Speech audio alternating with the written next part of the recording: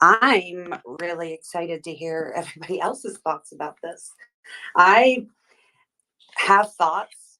Mm, I was spilling some of them.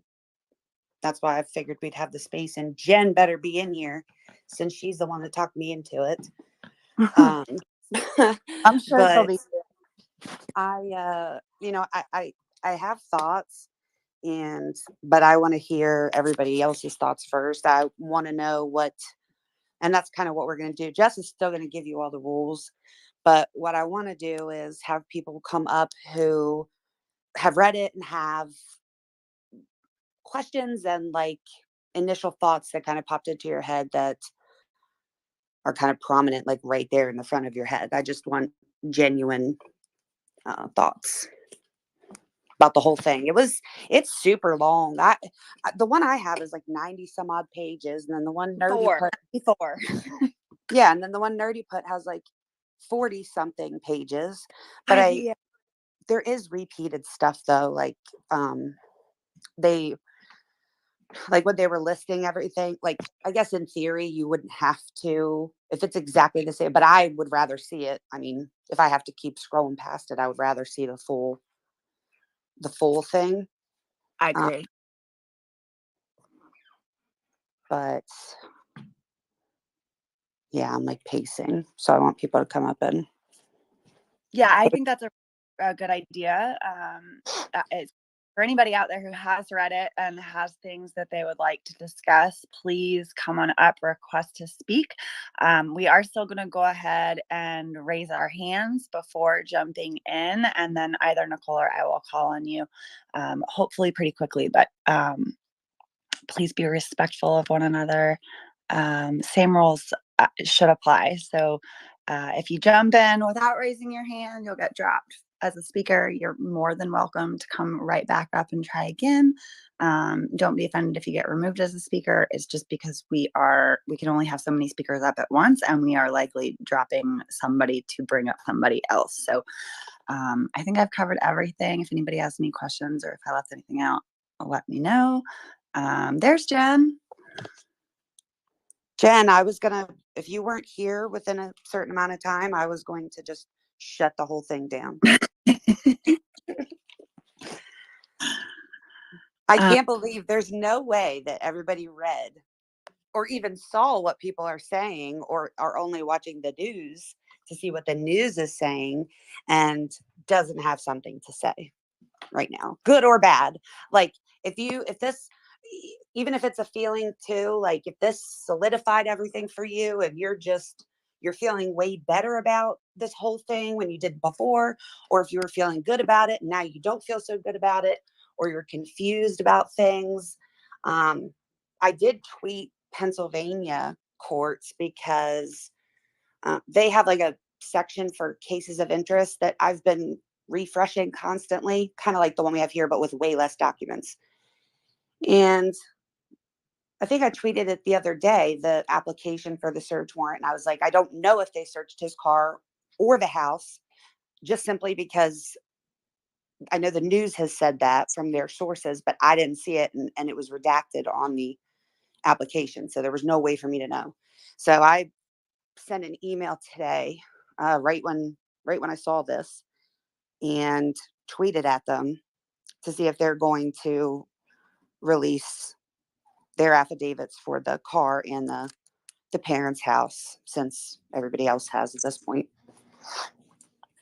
Okay, we have some people. Yeah, we've got two people that I'm about to bring up. The only thing I'm going to say, because I really like how you have people speak first before telling them your thoughts, but I do just want to say that I feel like the more that we learn, the more questions that I have, and I still walk away feeling like shit. I really hope they have more. I just really hope they have more.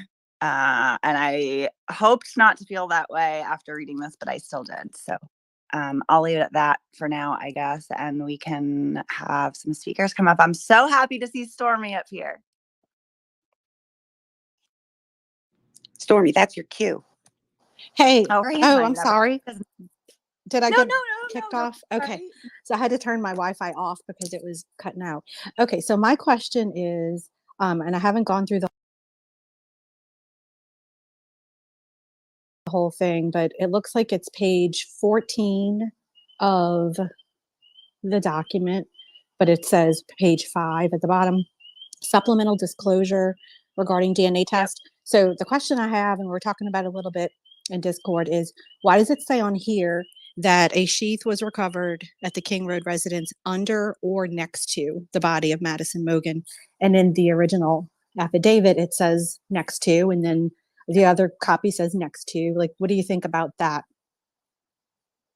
I'm glad you brought that up because on top of that, if we're going to talk about sheep questions that I'm writing down, my additional question is when they were putting in the search warrants, like what they were looking for specifically, they put it for his house. They put, knives, swords, whatever, but they included sheaths, and I, for whatever reason, and this is just my thinking, what popped into my head as I was reading it was, I thought we already had the sheath. And then the second thing was, is there more than one knife that would be in a sheath? Like, is there like a collection of these things that they're looking for? But I don't know. Now, under or next to, I mean, I guess if it was kind of under, and I guess it could kind of be under and next to, right? Couldn't it? I guess. Like partially, like sticking out, maybe, which doesn't sound drop. Well, I guess. No, I think it could be, but Yeah. that's not what it says in the affidavit, though. I mean, it would be precisely documented, like by the people that processed the scene. So I feel like, and not everybody's that way, but I feel like I would be looking at a picture as I was like writing it out. You know what I mean? Yeah. But what else did you think about the search thing, Stormy? Is it what you expected? No, I'm not finished going through the whole thing, but um I'm reading through everybody else's thoughts actually, but I know that Irina had pointed out that as far as the sheath being next to the body, she said that the discrepancy in the statement from the detectives are one saw the sheath and the other was informed later by ISP that they found the sheath. Yeah. So it's two different accounts, and like one saw it and the other didn't, but later was told it was there. Like, I don't know. And then again, the fact that it was said that it was under or next to. And I know that early reports, like there was something that came out a few weeks ago before the affidavit even came out. Somebody had said somewhere that the sheath was found underneath the body, but I don't know if that's where that came from, maybe. So yeah, that's all my thoughts so far because I'm still reading through it. I mean, definitely. So, and this might be, so for instance, when he went there at 4, right? This kind of goes into what we were talking about yesterday when we were trying to pin down exactly what the coroner would have did and what can be done or started whenever they get there and things like that. If it was under her, and she was moved in some way, then what was under her could now be beside her. I would hope that wouldn't have happened prior to 4 o'clock when he got there because, like we said, the coroner wasn't there yet. But he also did put later, I saw, or later, whatever he said in the affidavit, that we're back to like that later, which every time I see it, I think, when is later? What is later? So it could have been that he didn't realize it until after, since there's no time on it. He could have realized after the coroner had already taken them. Right. And it could be very logical. And I even thought that what if it was halfway under her and halfway, next to her, if she was laying on it and it could be seen, and technically under her, and they just, listed it as two different perspectives. I don't know. That was just my thought. So it should be, and I mean, in theory, they should be writing their own statement because it's their sworn statement of their. So it should vary to a degree that if he wasn't there and he didn't see the sheath even at all, he definitely should be writing. I was informed that a sheath was found, as opposed to I saw the sheath, because that would be a lie. You know what I mean? We'll have to look at that closer, because what I found striking in this was, and I don't want to give any more of my opinion after this, but was the fact that the affidavit by this one, Blaker, was like almost word for word for most of it.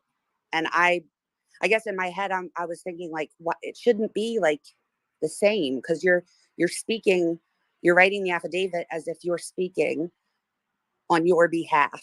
So I would imagine copying somebody else's statement on their behalf. Right. I would think that they would be required to write their own reports in their own Yeah. words in full.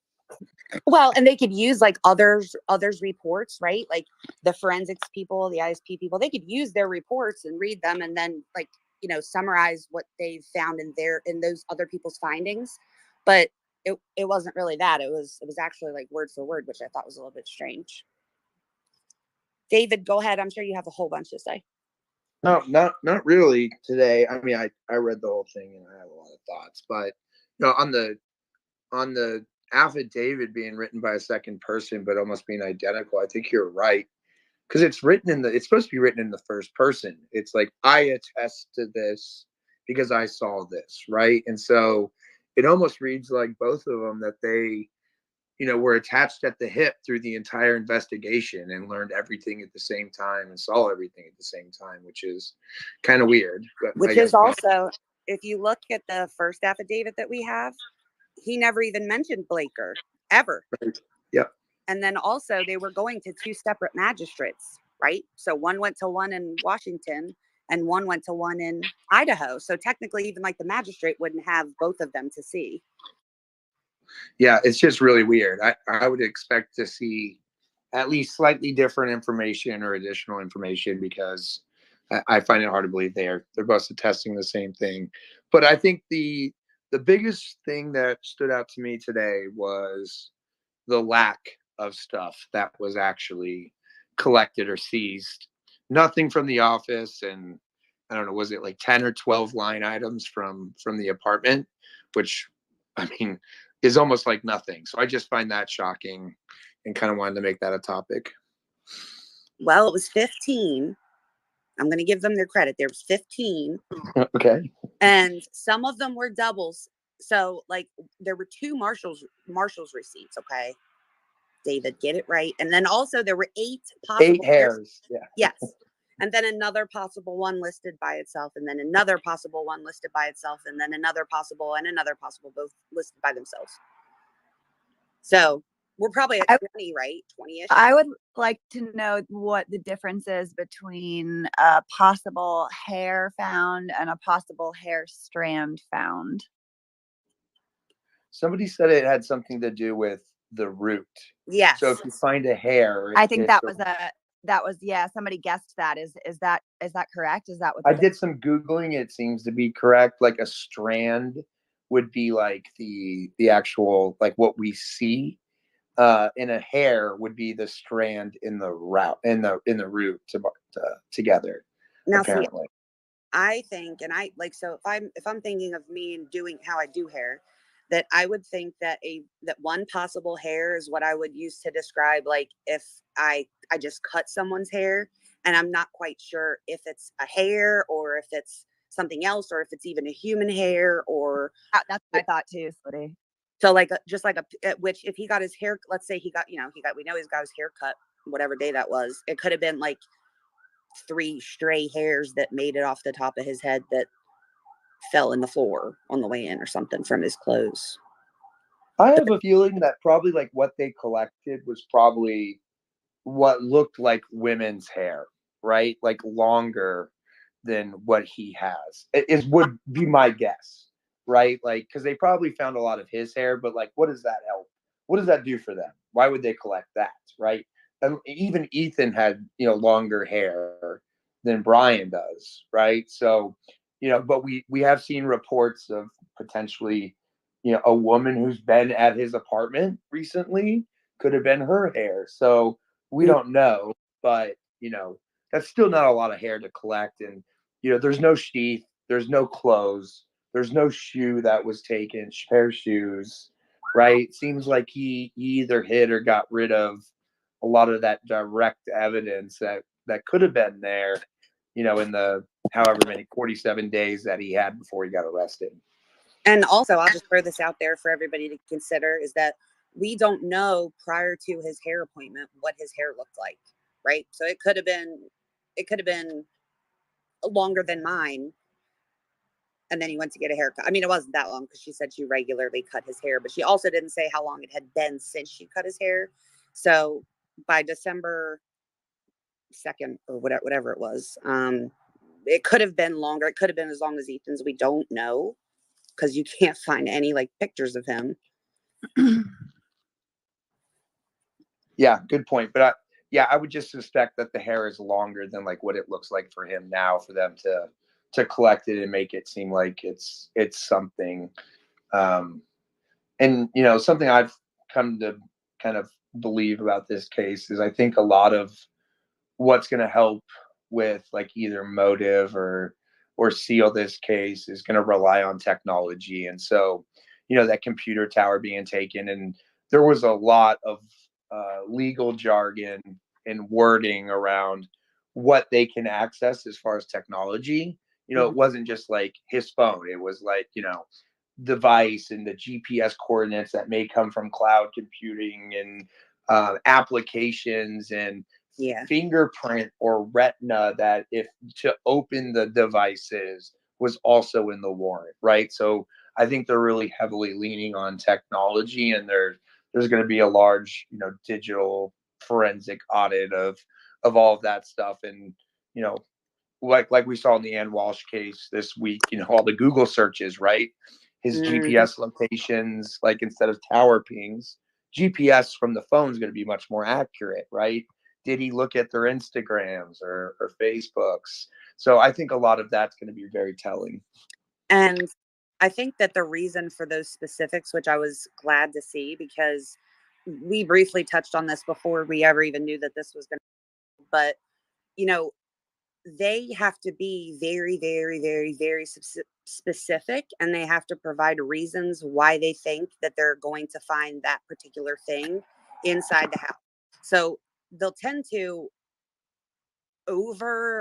they can't be broad, as you can see, because even when they were listing like knives, I mean, they were very particular about certain things. They can't be overly broad, but they definitely want to make sure that they're thinking about what it is that they want to put in there, because if they don't put it in there, then they can't take it out of there. There's like limited exceptions, but in general, they can't take anything that they don't put in there. And I think that I appreciated them going into that great a detail about the certain particulars of the electronics. And then on top of it, explaining like why and how data can be in different places and how they can be hidden and why it's important to get everything. I will say that one of the things that made me a little bit nauseous was the statement. I'm trying to find it so I can say it exactly, where he discusses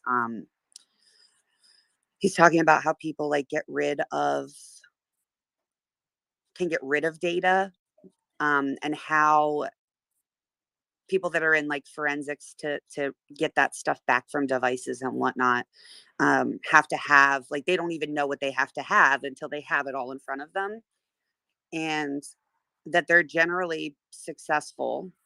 But when he's talking about things being deleted, he says digital device users typically do not erase or delete this evidence because special software or use of special settings are usually required for the task. However, it is technically possible to delete this information. And I immediately thought of the affidavit where they made a whole paragraph talking about the essay that he had written and that he was in cloud-based forensics. So I worry if there was anybody that was capable of, whatever it is that you can get the software of or have certain programs or settings, I would imagine that someone like him would know that. I agree. Just Jen, you can go ahead and jump in. You've been waiting for a little while.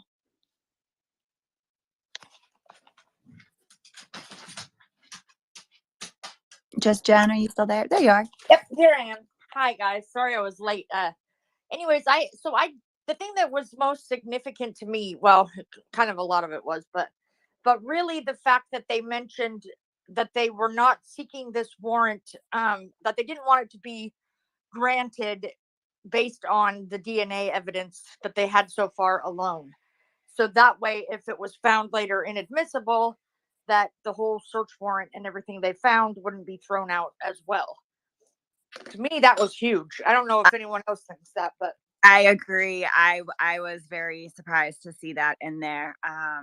I was glad though. I was really glad to see that. I was too. Yeah, I was too. I think I was just more shocked than anything as I first started reading it, but I definitely am. So here's the thing. So say I have this. It's been very like wishy-washy with regard to exactly how this happened. Like they've never confirmed that it was genealogy. One of the things that I've been thinking and asking with regard to the sheath is, they found this DNA on the button. What about the rest of the sheath? And who else's DNA was on the sheath? So I feel like probably that was put in, which if I think about it, it's probably very smart to say, if this comes under fire by the defense attorney and ends up being inadmissible, please don't regard it here, because we don't want every single thing that we've seized to mean absolutely nothing, because it'll all be worthless. If you granted this search warrant based on the fact that we had DNA that his father was a match to, or his father was the biological father of, because if they get rid of it, then every single thing that they've found in these search warrants would be out. Trash. Yeah, that's good. I'm so glad they did that. It does seem weird when you read it, and it looks alarming, and I thought the same thing, and I of course highlighted it quickly, but it also kind of reaffirmed to me the idea of, if that is what they did, it's not a standard, right? They're not let's say they did get it through genealogy. That is not a standard right now for active cases. So if it were to be questioned, especially in a time where not everyone is in agreement, and that includes like professionals in the field, they didn't want to run the risk of not being able to use anything, not just it. But what it does raise a question for me about is, kind of seems like the general consensus was that the DNA was like the seal to the probable cause, and that's clearly not so, because they're specifically asking that the DNA not be right. And that means it's not a slam dunk. That means it's not that alone. That DNA alone is no slam dunk for sure. I mean, that defense attorney, she could pull that apart, and it's not a slam dunk, I don't think, at all. I mean, something as simple as finding out that dad has another son somewhere would be a problem. So, yeah, true.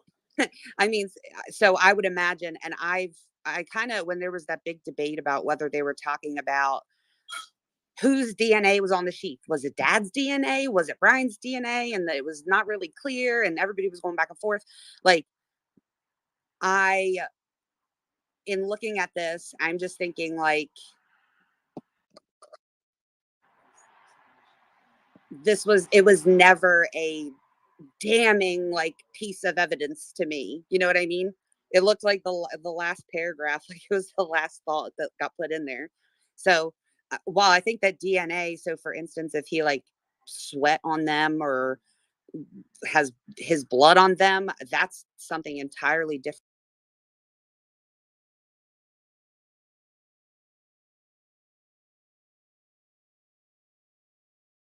for me.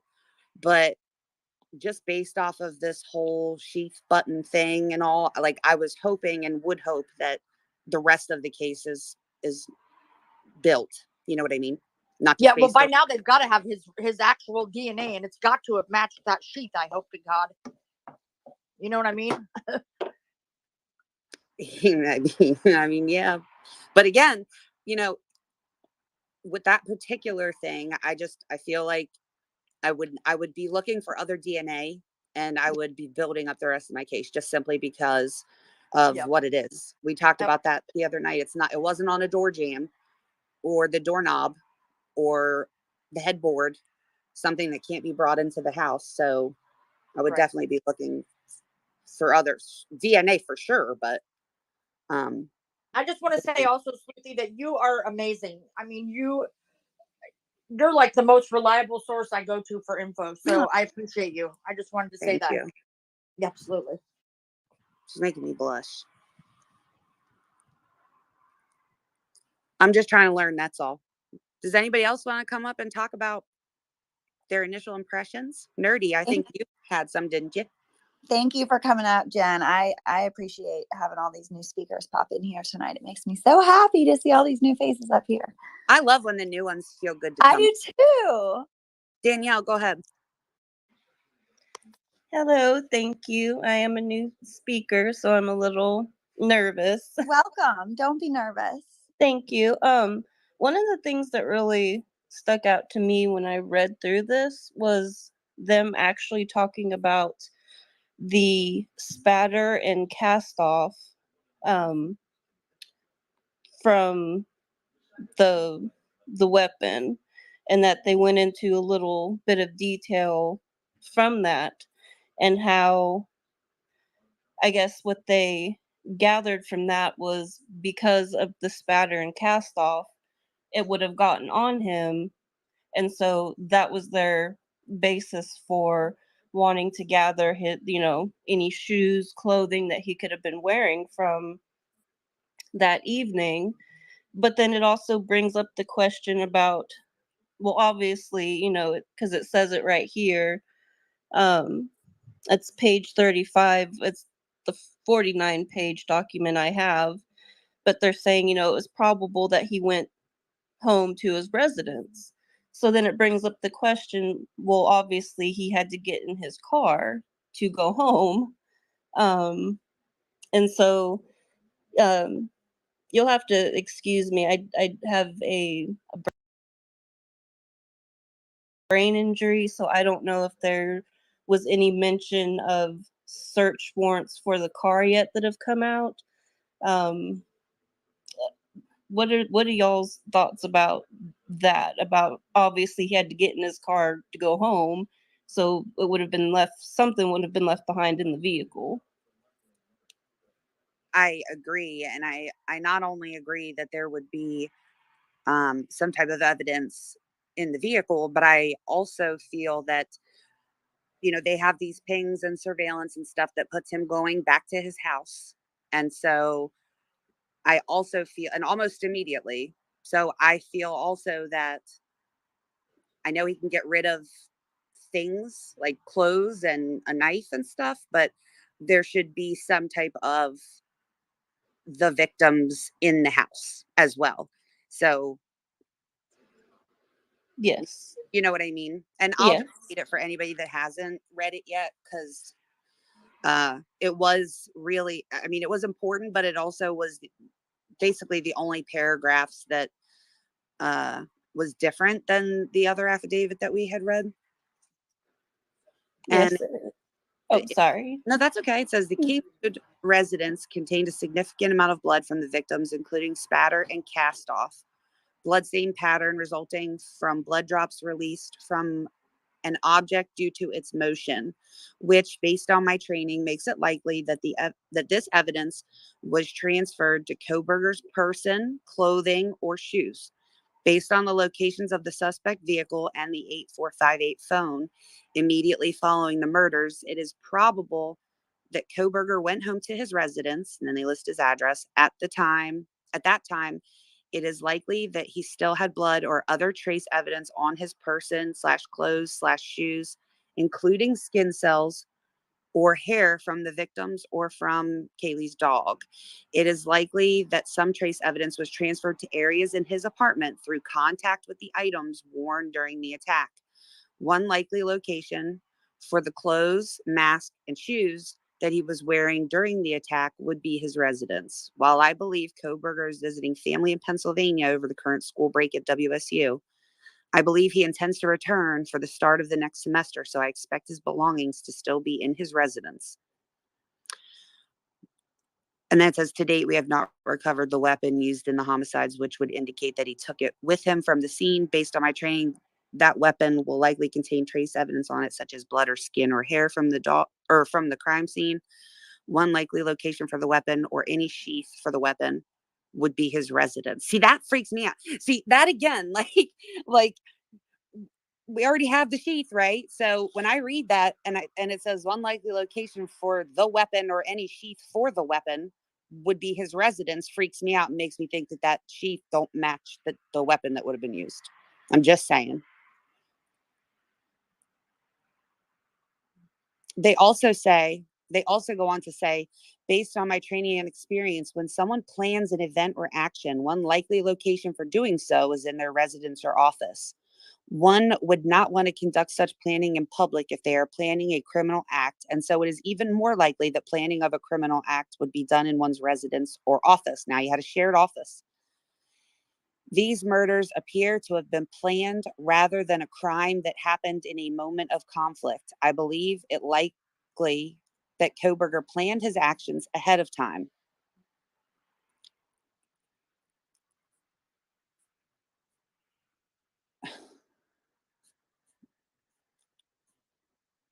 We had a few new hands or requests come in to speak. I heard all the blue. I know. Feel free to raise your hand if you want to jump in on any of this. My name is Claire, and I had my own question. So I have had to write an affidavit before on behalf of somebody else, and my first concern with the affidavit is speaking on behalf of parties without them, and forgive me, it was not criminal law, but family law, and I guess this affidavit is very different in that there's no at least with what I'm noticing, who is Officer Smith? Hopefully he has something to say, but I'm only seeing like Brett Payne, but none of them, Brett Payne and the other officer from Nunez. this newer document. Normally you see anyone mentioned sign on behalf, or like, why are they speaking on behalf more so? I also question seeing there's a lot of opinion in the new document, at least on probable cause. And it's not explicitly fact. Is that admissible? Like, or is that like even, I just wonder if it's something to be filed for probable cause, you probably would want to state by fact that you know and not by feeling, right? I would think so, but what specifically are you talking about in that list? Yeah.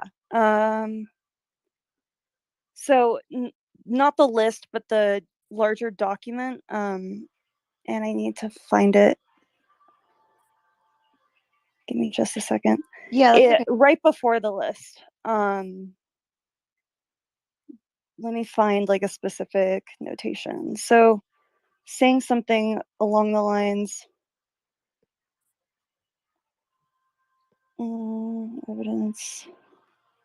And don't be nervous and just take your time. If you were not expecting a follow-up question, and I do get what you're saying. So when they say like, it's my opinion that someone would do this, blah, blah, blah, blah, or it's my opinion they were trying to get rid of this, or like for instance, in the other affidavit, when he said that based on his like knowledge of the area and the fact that he wasn't seen on camera in certain spots, that he believes that the killer exited. Yes, using the word believe comes up a lot, leads Yep. us to believe. Or if he was like, here for example, I can't pull up the page, but it mentioned like his background in criminology and the cloud documents. They would like just saying like, it leads me to believe that because of this, he probably has this. Is that probable cause? Like on his computer? Like, I just wonder the use of the request for all of these things. Yet it's all based on belief. Yeah, I see what you mean. So they're allowed to, for instance, like have hearsay in the probable cause document. And generally that's going to happen because other experts are reviewing data and stuff like that. So we have like the person that identified the car, he's speaking on behalf of that person and what that person told him or wrote in their report. Or the DNA people, he speaks for the lab and says that. So they are allowed to do that, but they're not supposed to. The entire probable cause. So I keep coming back to this when everyone says about the pings and stuff, like they're not going to put everything that they have in this and that, and I understand, but the probable cause affidavit shouldn't be all based in just maybe. Like there should be Something definitive, right? certain facts that would support those beliefs. Which I guess they have the pings, yeah, from the cell towers. But couldn't he have just been in the area Sure. per se? Like, I don't know if that's definitive. Well, it in itself is not definitive. The pings Yes. are not definitive. Right. Yes. It's about the whole document in its entirety. And I found something really good. I'm trying to look for it. It says police officers' assertions in a warrant affidavit are ordinarily based upon hearsay and upon information received from informants, as well as information from the affiant's own knowledge, and sometimes maybe garnered hastily. It says upon the assertion and characterization of background facts and circumstances by the law enforcement officer. In short, the Fourth Amendment does not require that every fact recited in the warrant affidavit is necessary correct, rather merely that the officer's assertions therein be truthful in the sense that the information put forth is believed or appropriately accepted by the affiant as true. So Okay. they can do that. The only problem with that is if it can be proven or it comes into question, say they contest a search warrant, the defense contests a search warrant and says, there's exactly what you said. This is all. So now we need to figure out why he said that. And did he really think that it was truthful based on the information that he was given? Because it is your right, like the probable cause affidavit, like it is your right, your Fourth Amendment right, that there be a good reason for your house to be searched or for you to be arrested. And so if they go in and they start picking apart certain parts of it, and they, they say, I want to see the documents that you were looking at that led you to believe this. And, it can get hairy, because if Right. they lied or added something to get the warrant that wouldn't necessarily have gotten it had it been worded differently, or put forward like exactly how it was said by, let's say, another expert, then you have a big problem, because you use that as a basis to arrest somebody or search something. Yes. Another thing, if affidavits are like used as a statement in this regard, why does it match? It's almost identical. Yeah, I asked that too. And I started listening recently, so if this was covered, It wasn't answered, but it was asked. So I have a few people I can ask about that, but I wondered the same thing, is because your sworn statement, because that is a sworn statement. So I saw people saying certain things like, can they lie in this document so that they don't they just have to false somebody? go on oath, like as witness, right? Like, Yeah, they anybody can lie in a written statement, but it would be very silly. If no, they it were would lying, be. It would be entirely stupid, but yeah, like it's still a chance. And I don't know, I'd be curious to hear what his not Payne, but the other officer. I'm going back. I think their whole I'm thing of saying that was mainly like not including certain things or being very vague about particular. For instance, if they had this DNA from on the sheath that was, I'm trying to think of a good explanation. Not as much like a flat out lie, but simply like not including certain things, yeah. lying about times. Like they could, but they wouldn't, because if they did, that would be very, very, very, very dumb, because they have to make sure that I all true. I just think it would be surprising if both of them came on the stand. And somehow had the same, like, I wonder if No, defense is going to ask, why is the statement the same? Like, what is your statement word for word? I mean, maybe he has his own. That's a little different. I personally wouldn't copy and paste anything, just because what if I put this in my thing and that person wasn't telling the truth? You know what I mean? Like I want It's plagiarism. It what shows I know to credibility. be good. Yeah, like if somebody's going down for putting the wrong information in here, it's not going to be because I copied and pasted it from somebody else's. That is true. So I did find that odd. I started reading it and then I got confused, and I was like, wait a second, I've already read this. And I want to go through and just see if anything was different. Mm-hmm. I did notice, like, he said, like, Payne was the one responsible for doing this test, etc. On page. He did add some things. He added like the description of the scene and stuff, but like the first multiple pages were all the same. Yeah. Even saying like based on my experience, like all of those statements were the same. Leads officers to believe. Yeah. I don't know about that. I don't like it, but maybe they always do it. I just was expecting an entirely different. I know when I've had to do it with family stuff, it's been separate statements, like 2 statements, obviously, and maybe like it as a witness, like they might match each other to an extent, but like or the content might be similar, but like the words are like it's a different person writing, like it's not just word for word what Payne said, essentially. Like, you wouldn't, if I were to do this by myself without any help, or with, you would hope the statement would be done in your own time and not necessarily with the other person, because that could cause biases. Yeah, if you're going to put in your assertions, they should be your assertions. Yes, and that would be clear. Like, it might be similar is what I'm saying.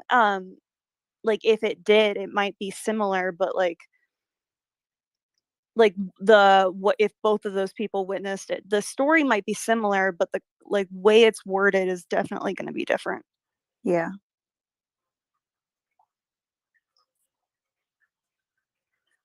But yeah, thank you. I'm going to keep listening and see if I have anything else. I'm sorry I didn't come to the table with a ton of stuff, but I did have some questions and I just finished going No, over. don't apologize. Thank you for coming up. I appreciate you bringing anything. I hope you come up again next time, or if you find anything else tonight. I will let you know. There's a comment Thank you. that says, Oh. thank you. There's a comment that says a probable cause affidavit is completely different than a character witness affidavit. This is a murder case, not a child custody battle. And while I agree with that, I think that's the point, is kind of like, it's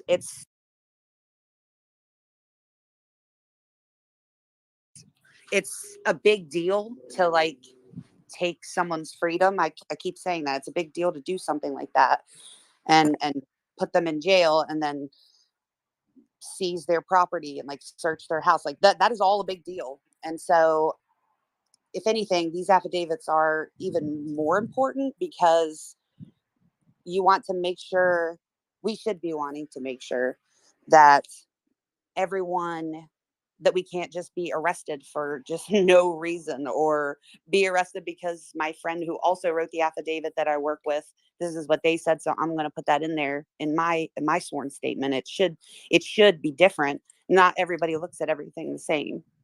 So those two officers shouldn't be, if the probable cause affidavit is based on things that are not exact data, then they're not going to interpret it all the same exact way. But I think her thing was that it is word for word. So in areas where it should have been changed to as if you were speaking in first person, because you're writing a statement on your own behalf, that those things should have been different. The story may be similar in that if they both witnessed it at the same time, right? Like it's stating here in the affidavit, but it would have their own perceptions and wording that would indicate that this was their own perception and not necessarily the others. Yeah, I agree with you. Was Terry's hand first? We'll go with Terry. I haven't heard from her. I don't think. I'm not sure. I thought it was Danielle's, but I could be wrong. Either one is totally fine. We'll hit the next one next. Terry, you go ahead because I don't think we've heard from you yet. Sure. Thanks for letting all of us speak. I really like that you have that option. So I apologize in advance because I only came on about 15 minutes ago. So if it's been discussed, I apologize. I do have a couple questions. The first one, I think you saw my tweet, Sleuth, where I am curious. My first question would be about his vehicle.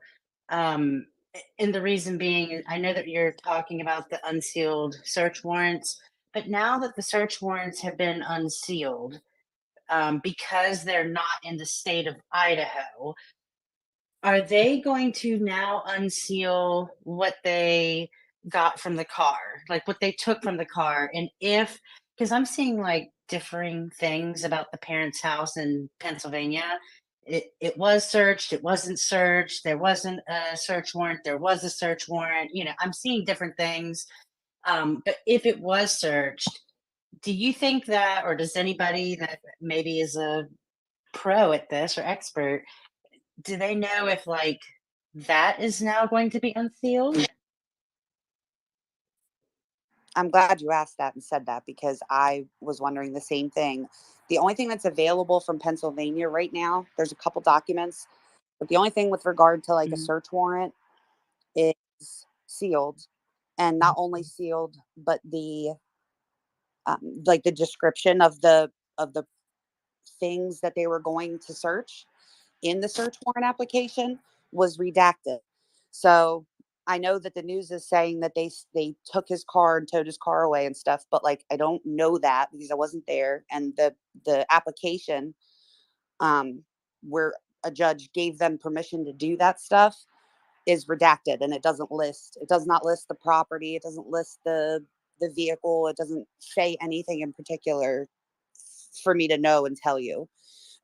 So, but I did called and I sent an email and then I tweeted Pennsylvania just a little while ago and I said, are you guys going to unseal the search warrants for that you guys were responsible for, since now that Idaho and Washington have done the same?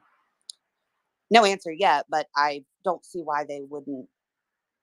I don't see, like, if it's sealed because it's dangerous, or it's, I think a lot of it was based on the fact that there were witnesses or a witness, and they didn't want that information getting out, because they did say in this search warrant that the reason they had it sealed, and the reason they were unsealing, was because Idaho had put out a lengthy affidavit that lists the witnesses.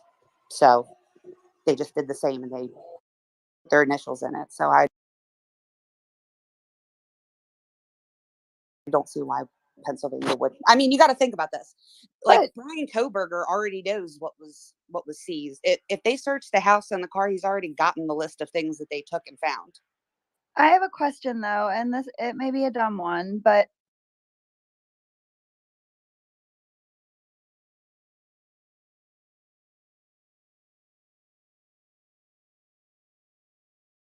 they're saying that the reason that they could unseal it was because all of that was listed in the affidavit, but wasn't it sealed after the affidavit? That's also? a good question, Jeff. That's what I mean. Yeah, they already knew that. They already knew that the name was released. So if that were the reason, then why? No, it was sealed. It was sealed before we knew anything. It was sealed because Brian wasn't yet arrested, and they were approving a search warrant for his house and his office that they didn't want him to be able to, like, if he was monitoring it in some way, they didn't want him to be able to see it. Okay, so this wasn't sealed with the gag order and everything else when that happened. This was sealed it was sealed originally, I think, on the 29th. That answers my question. Thank you. Mm-hmm. Sorry for the confusion if I just confused anybody else. No, not at all. My other question, if you don't mind, I'm sorry if I'm tracking over somebody, tell me to shut up.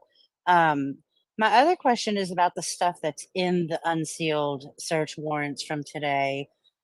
We saw, I think it was a list total of 15 things. And again, I apologize if this has been discussed already, but is there a reason, does anybody know if there's a reason why they use the word possible? Like possible hair, possible this. And I'm like, I don't know about you, but if I go into my bathtub and I take a shower and I'm like every other female, hopefully, that does this, where I put, I wash my hair and I get that hair in my hand and I put it on the shower wall. That's not a possible piece of hair to me. That's hair. So does anybody know why they use the word possible when it comes to that? Because they don't have a DNA, not a DNA, but they don't have like a lab test that tells them that that's exactly what it is. That's so strange to me. So they say possible, they might think that something that they get is possibly something else that they've never seen before. Like, for instance, the blood stain, which is why I was, well, not blood stain. I'm assuming that that's what they were getting at, but it was interesting that they didn't put, the two were tested, but the one wasn't. And so I questioned, like, why the one wasn't tested. I think it was the pillow, why it wasn't tested, but they didn't throw out any possible anythings for it. They just said, like, same with the hair. They're just saying that's probably what it is.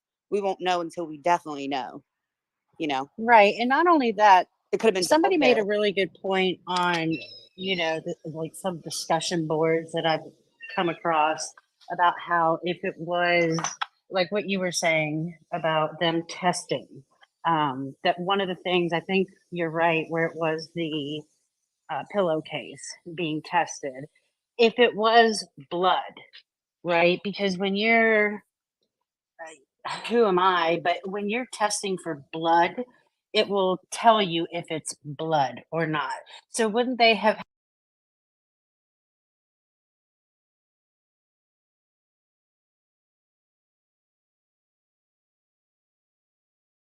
had to put that into what they found, is like it was tested and found traces of blood? Or is he just somebody who drools at night? You know what I mean? Or it could be a bloody nose. I've had a bloody nose in my sleep before.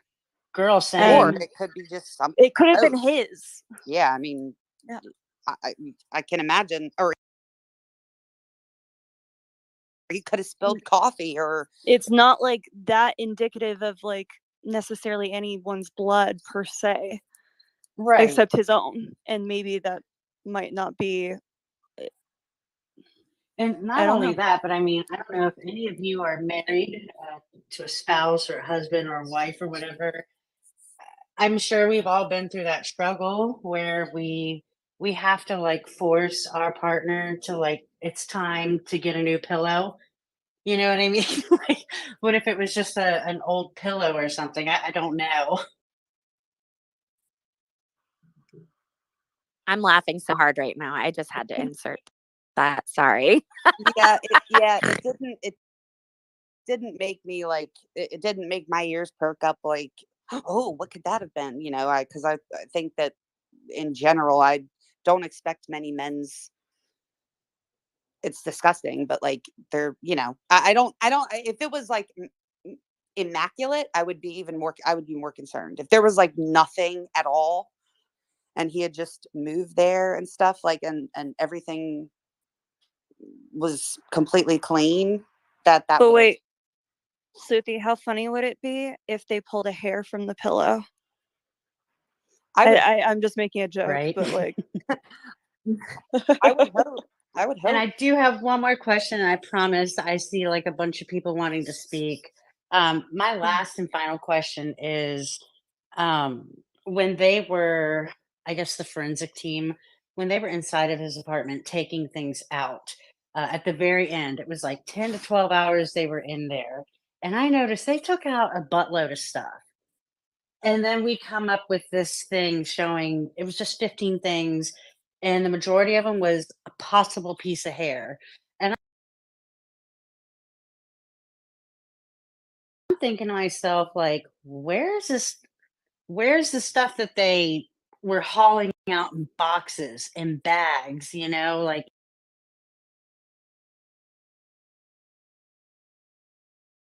is anybody else wondering that at all, or is it just me that noticed?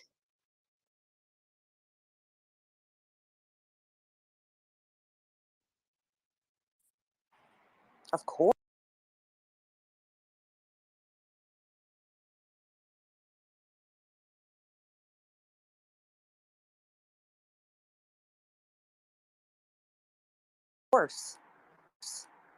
I even went back through to try to find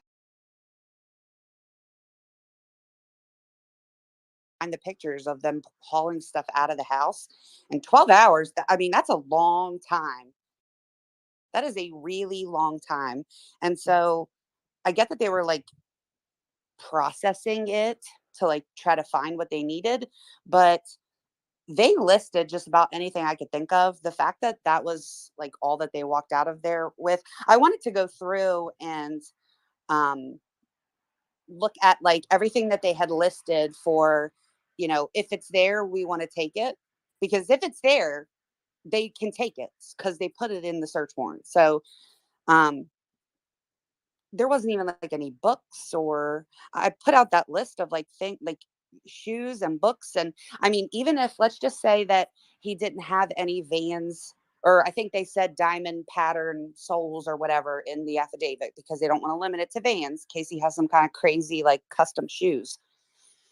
But I would imagine that would be of of forensic value to take any pair of shoes that they find there that he's been wearing, because not only is the pattern going to be important that they found in order to identify the shoe, but like the way that the footprint is, right? The way you walk, um, the parts of your feet that hit your shoe are different. So, people with flat feet, people with high arches, people that walk a little funny and there's like more weight on the outside of their foot. Um,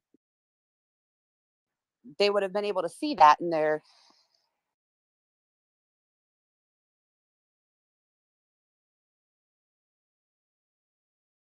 impression that they have, the shoe print.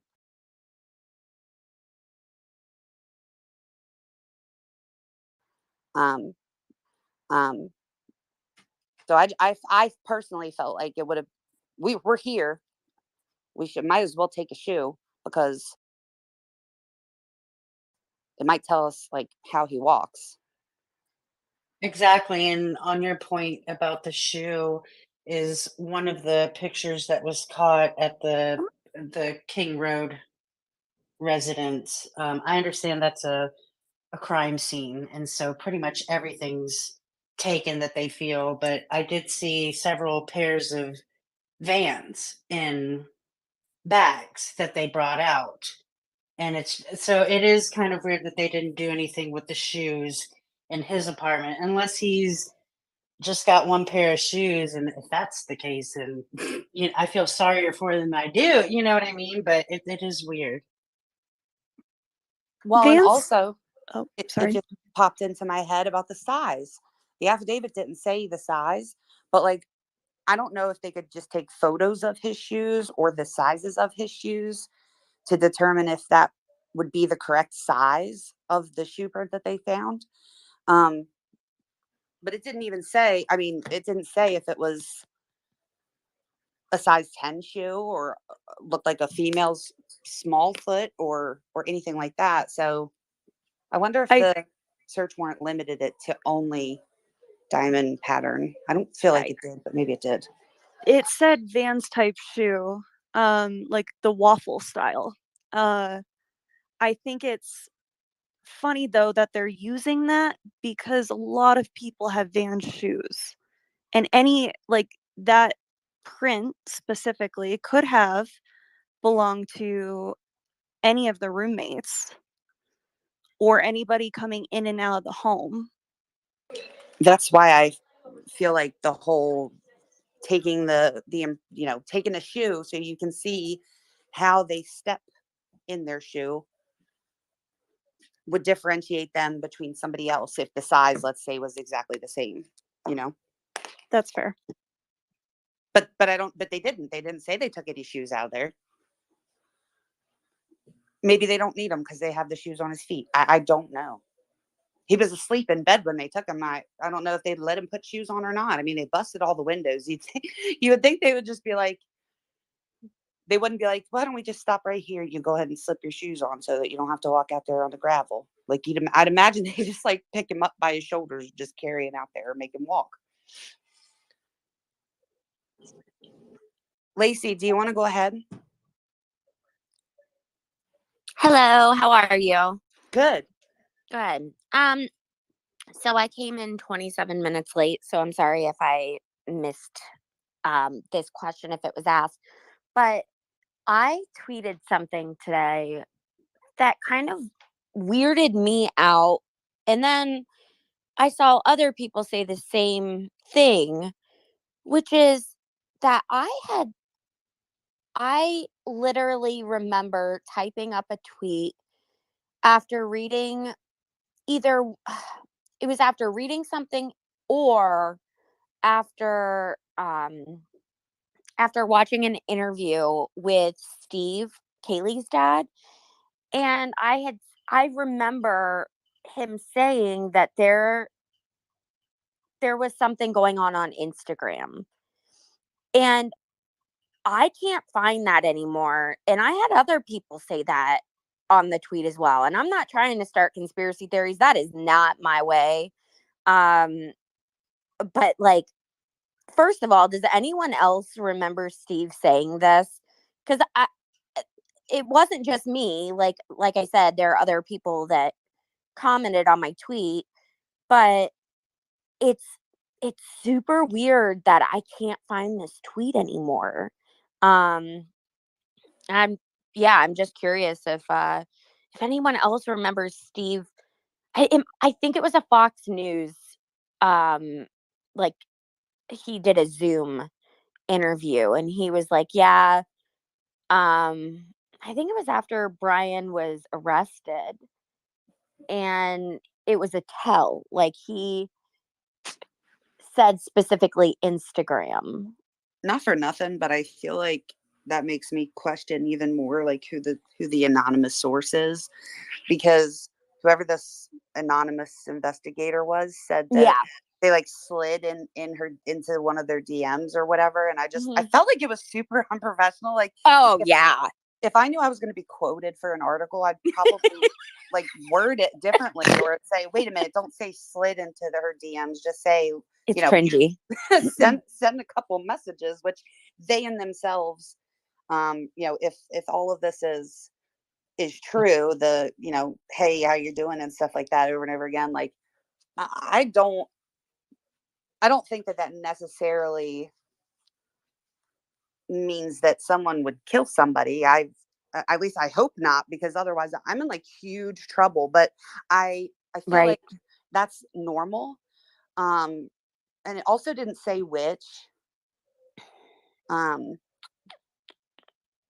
and I don't know. I guess when I saw that, I kind of just thought like, what, like what? It was just, I thought that was so weird because I remembered seeing that interview and tweeting it, and then I don't know.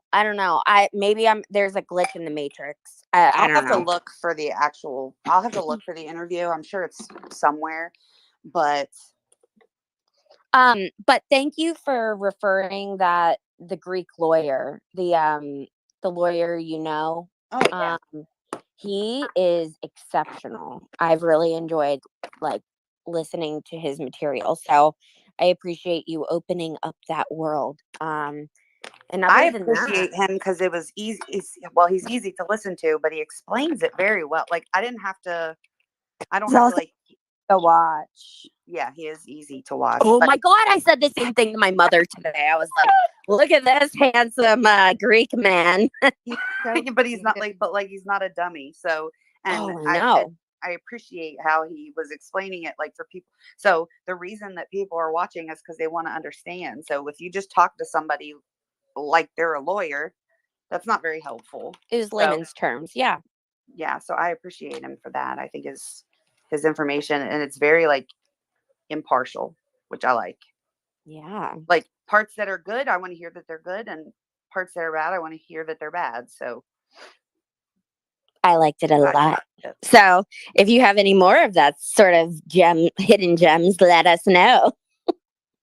you gotta watch all his things though first, because he goes way back. Like I went way back, and he was talking about like his very first thing. He's like, I don't usually do videos on like cases that are still like he wasn't arrested yet or anything. He's like, I don't usually even talk about these cases until they're going to court and stuff like that. I think it hooked him, but I like hearing from that perspective. Who's going to be Yeah. honest about both sides, I liked it a lot. All right. I will step down. Have a lovely evening, You too. ladies and gentlemen. Thank you. You too. Thanks for coming up. Danielle, you can go ahead. Okay. One last thing that just kind of had popped out to me. On the list of the things that they took out, it says a Fire TV stick with the cord and plug, and it kind of made me remember back to the beginning where one of the media had taken a picture, and they said it was into Zaina's room, and it was the TV was on, but it said like it was unplugged or something like that. Like There was no they, internet or something. yeah. Mhm. So to me, it made me wonder: are they thinking maybe like is that something he may have taken, or I'm not familiar with the Fire Stick. Can you access internet from there? You can. That's a good thought though, but they do, you can get on like YouTube. Um you can search the internet. I would imagine that they want to look and see what he was like maybe watching. Like for instance, if he was like binge watching a bunch of BTK episodes like right before Oh, it happened, I would yes. imagine that. But also you have to remember though is that just like with that survey, okay, it's like he's in school for all that stuff. It wouldn't necessarily stand out to me if he was watching trials or I don't know. I watch that stuff, Yeah. you know. Yeah, I do as well. I don't know why that connection all of a sudden just was kind of created for me, but There yeah. also might be Mhm. albums in there. Like I know that on my Fire Stick, one of the things that I can do is have like wallpapers of pictures. So I know you can upload pictures and stuff onto it. So maybe they're looking for that too. Oh, okay. Okay. Well, that was my last thing. It just was something that kind of popped up to me, and thank you for clarifying everything you can do on there, because like I said, I'm not familiar with it. So That was a good thought about him taking like if he took like a Fire Stick from the I TV. thought so too. Yeah. yeah, because maybe as like a little, I don't know, trophy. I, I don't know. It was just something that was kind of curious to me. I wonder if it's similar to like it has a button that you can push that's a little microphone. And I usually like whenever my son wants something, because he never knows obviously because he's 4, like what channel it's on, what app it's on. So I usually like do the talk to search or whatever. So in theory, if somebody was struggling and then hit the button, it might record somebody's Oh, voice, and yes, maybe that would get him to take it out of there. that's true. Yes, that's oh, even more heartbreaking.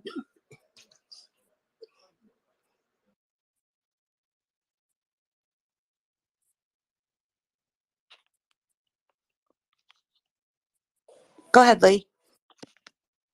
Oh, I'm sorry. I thank you for taking the call. I got a quick comment about the possible hair. I think someone talked about possible hair. My question is, maybe I'm thinking too deep. What if they find other hair of people that aren't in that house? Would that maybe connect a person that Brian was associating with, possibly? Um, and then I don't think he had a pet, right? And I don't think that dog sheds a lot of hair. So I'm just curious. If the hair they found is not one of the victims, maybe that hair can connect them to maybe some more people to talk to.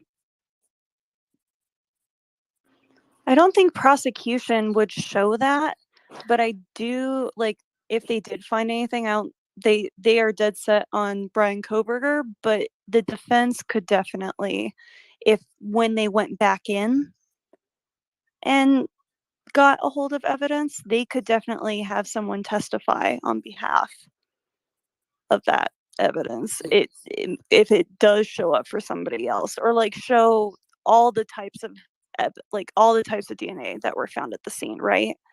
Oh, And not just like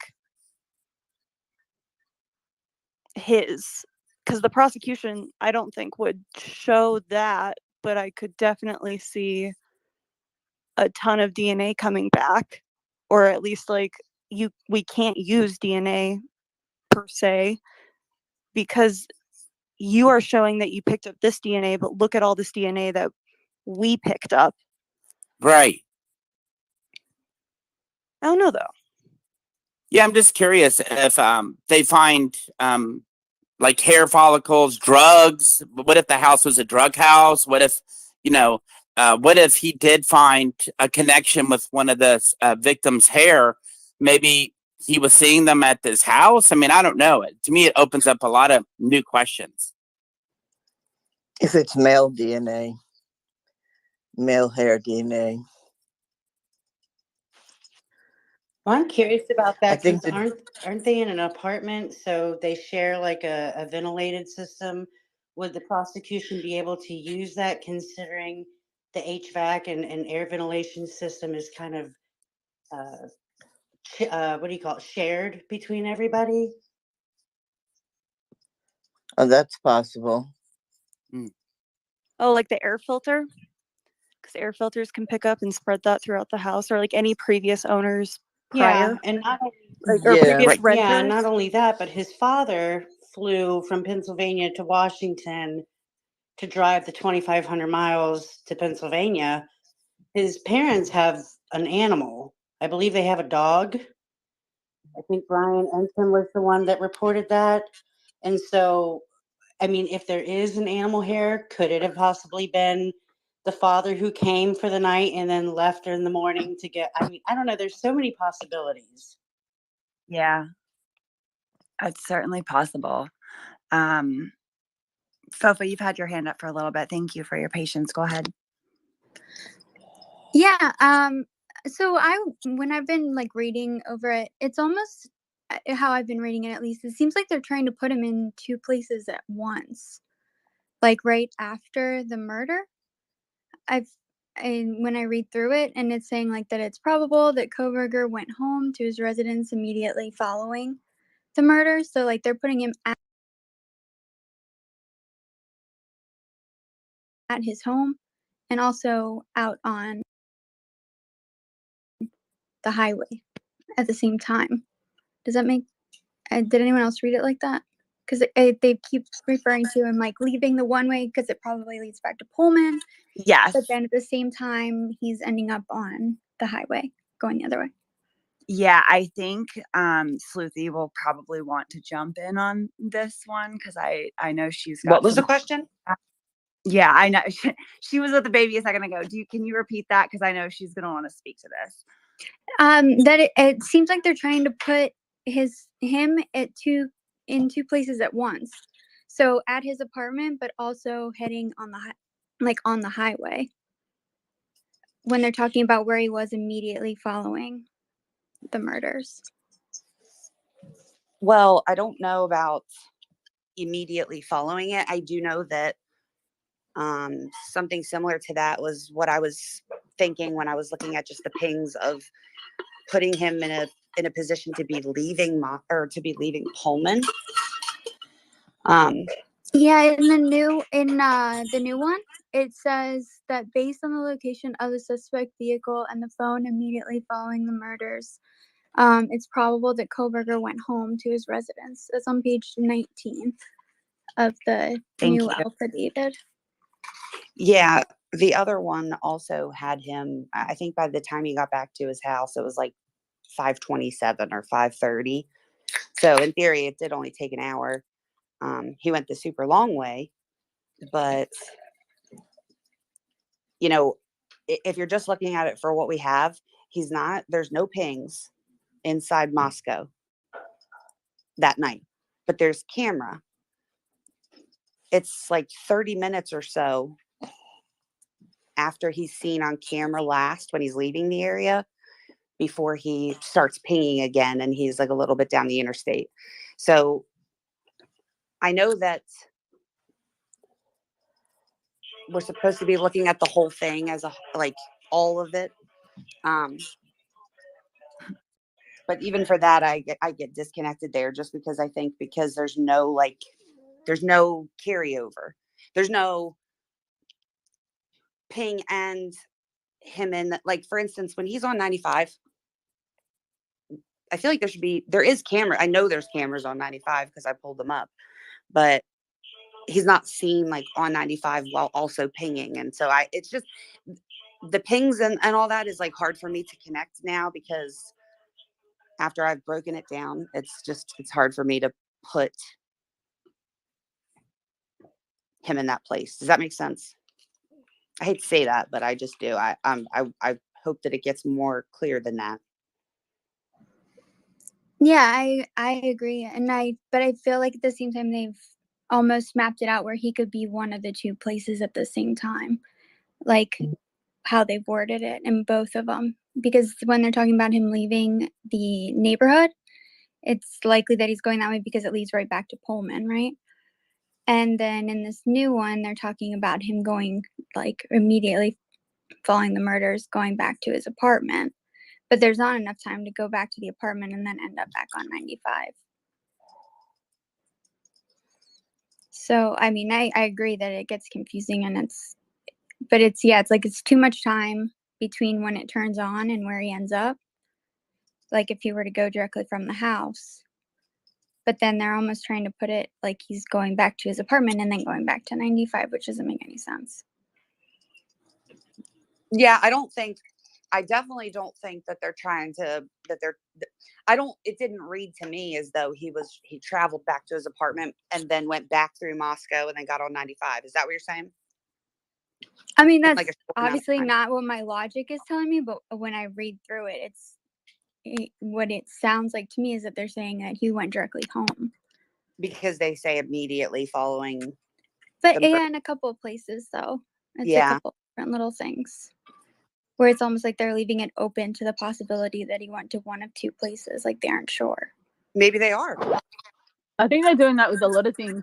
Also, even the thing with the DNA, where they're like, basically, if it turns out not to be permissible, then like don't worry about it. You know what I mean? Like that's the way that they worded it anyway in their search document. Sorry, I'm concentrating on something else at the moment at the same time. But yeah, there's a lot of things that they've done that they don't sound like they've got the fullest of confidence.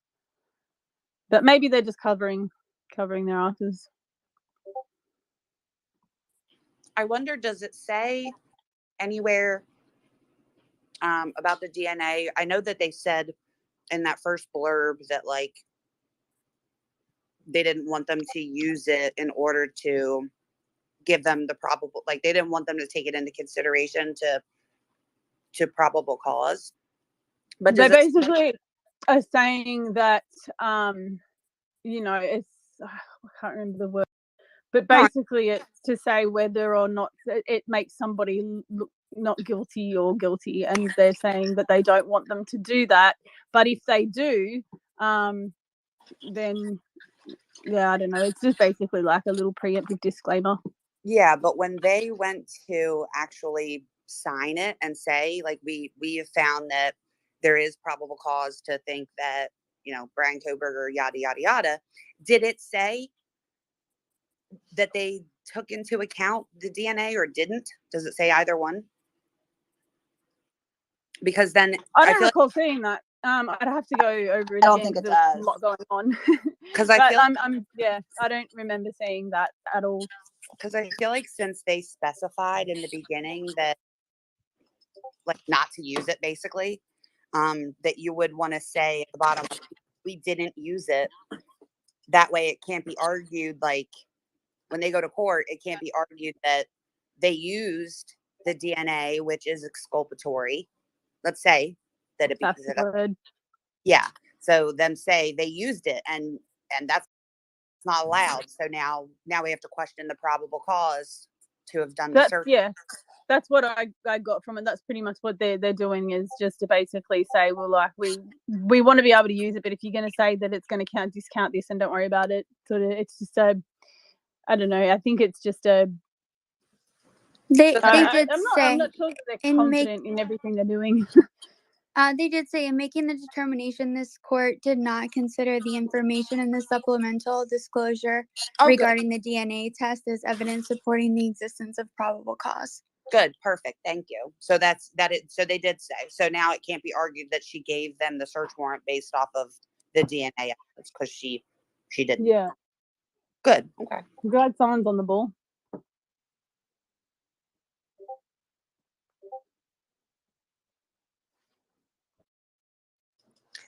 I think they have more DNA, like in wounds, and transfer from one individual.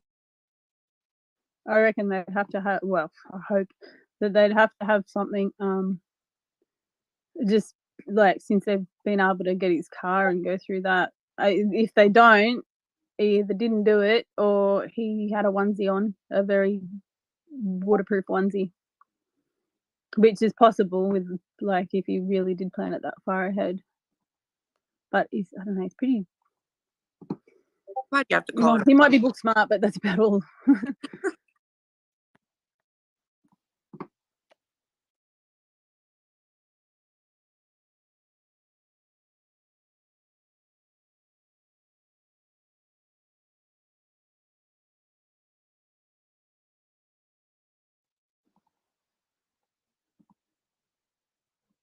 All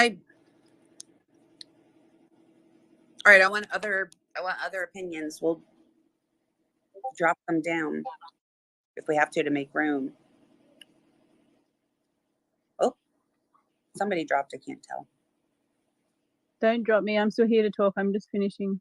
I know you said that you're making something or whatever before. Yeah, I am, and it will be done very shortly. Nerdy, what are you and Eva thinking about all of this? I'm super curious to hear from you guys. And if you're not ready yet, that's okay. We just had a hand go up, but I'm coming to you. I'm just here listening to everyone's ideas so I can regurgitate them as my own on YouTube. So thank you. Perfect. I was gonna say I'm really glad you're here because you're slacking. Ass. Fitting into YouTube already, Nerdy. I'm just restreaming Sleuthies, and I've masked voice of my own. No, I think that like in terms of Pennsylvania's warrant, I think Pennsylvania has the most liability, right? He's lived there the longest, and so I would presume that his house would be the most significant. I mean, obviously these 4 murders are of interest, but Pennsylvania has a long-term interest in finding out if any unsolved crimes belong to him, right? So they're probably going to keep that a little closer to their chest for now. Secondly, everyone's like gravitating towards what they found or what they took from Pullman. I'm interested in what they didn't, just for, I guess, like a couple, like justice, like no toothbrushes. Like I'd want to know if any females slept over there, any of the 3 victims. Sorry, I mean, I guess one of the guy could have slept over there. Likely, unlikely, but like toothbrushes, DNA. But like, where's the router? Where's the modem? That would give a lot of information, especially if you're using the deep web. A lot of routers can be flashed with custom ROMs and then be used for a lot of nefarious things, good things too, I guess. But there's no router, and that's something that like stood out on the Jennifer Dulos warrant. So that's I think the hair is interesting, but I think someone's already mentioned like a defense could argue, well, his father walked in there, and you had 6 weeks in between the time of the murder and time walking in there, so. That's all. I haven't even read it yet. I haven't read the full thing. All I looked at was what they took. I completely agree with what you said in regards to, I mean, his whole life pretty much, well, much more of his life is back in Pennsylvania. He's only been in that apartment since August. So there's really not that much that I imagine he would have accumulated, especially being a guy, because a lot of guys are like that. And probably being careful as well. But I think that, yeah, if they can investigate him more, I guess, as a person back there, that's where they'll find out a lot more. Nerdy, I'm going to add that to the list because I want to go through the things that they put in the search warrant. I was impressed by how many. First of all, is it ROM? Is that how you say it? I've been saying RAM my entire life.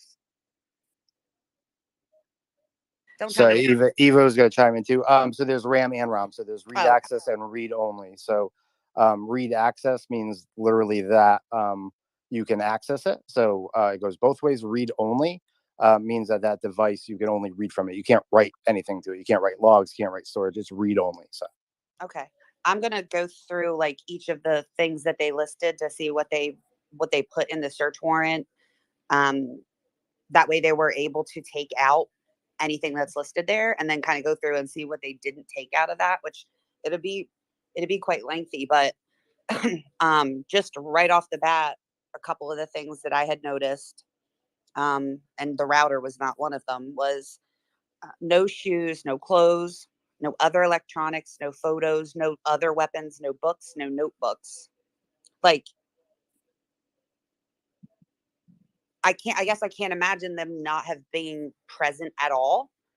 But I guess he could have packed up like all of his clothes and belongings to go back to Pennsylvania. But then I also feel like then Dad would definitely be like, why are we taking everything? Why are we stuffing ourselves in the car like sardines? Are you not coming back here? If that was the case, we'd probably see it on the footage, right? On the dash cam footage, like in his car, like because there's no way that everything's fitting in the back of that Elantra. I think one of the things people forget, like during these, is that these affidavits are like people were.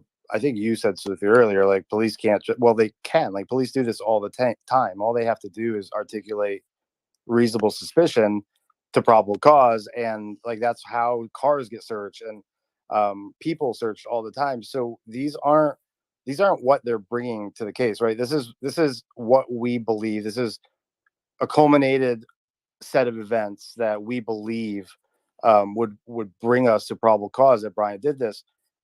And by them releasing this means that they have a whole lot more. We saw that on the Photostulos case. Like we were reading through that first arrest, second arrest, and like what's going on. And then almost 500 pages came out where you see like the smoking gun they had ready for trial. I don't know. I'm not reading too much into this one aside from how much they didn't pull. Like that's more what's standing out here. Other stuff where they're saying like it could be blood. Like y'all know, and I feel like they're sort of playing poker with his defense and Brian right now with some of this stuff, but I could be wrong. And do you have anything to say? I'm having a love-hate relationship with this today because I was really enjoying the mental break from this case with nothing going on. And then now this today, and now we're going to have to do another YouTube about it. But no, I honestly, I think it's so bizarre that it was such a minimal list of things that they took. Like you would really think they were there at that apartment so long. You would think that they scoured it and took everything out of there, and they would want to take everything out of there. But it's just a random small list of things, and it was really odd to me. So either there wasn't a lot of stuff there and there wasn't a lot of stuff to take, or they didn't need a lot out of there. I'm not sure. We also, I mean, there's like things that we don't well, I'm sure like Jess, like at college, he didn't have to go back to that apartment. You have college showers, you have like, there's different places at college that you could have gone back to. He could have gotten a hotel. We don't know the full picture of what happened. And he left so few clues at the original scene of where the victims were killed.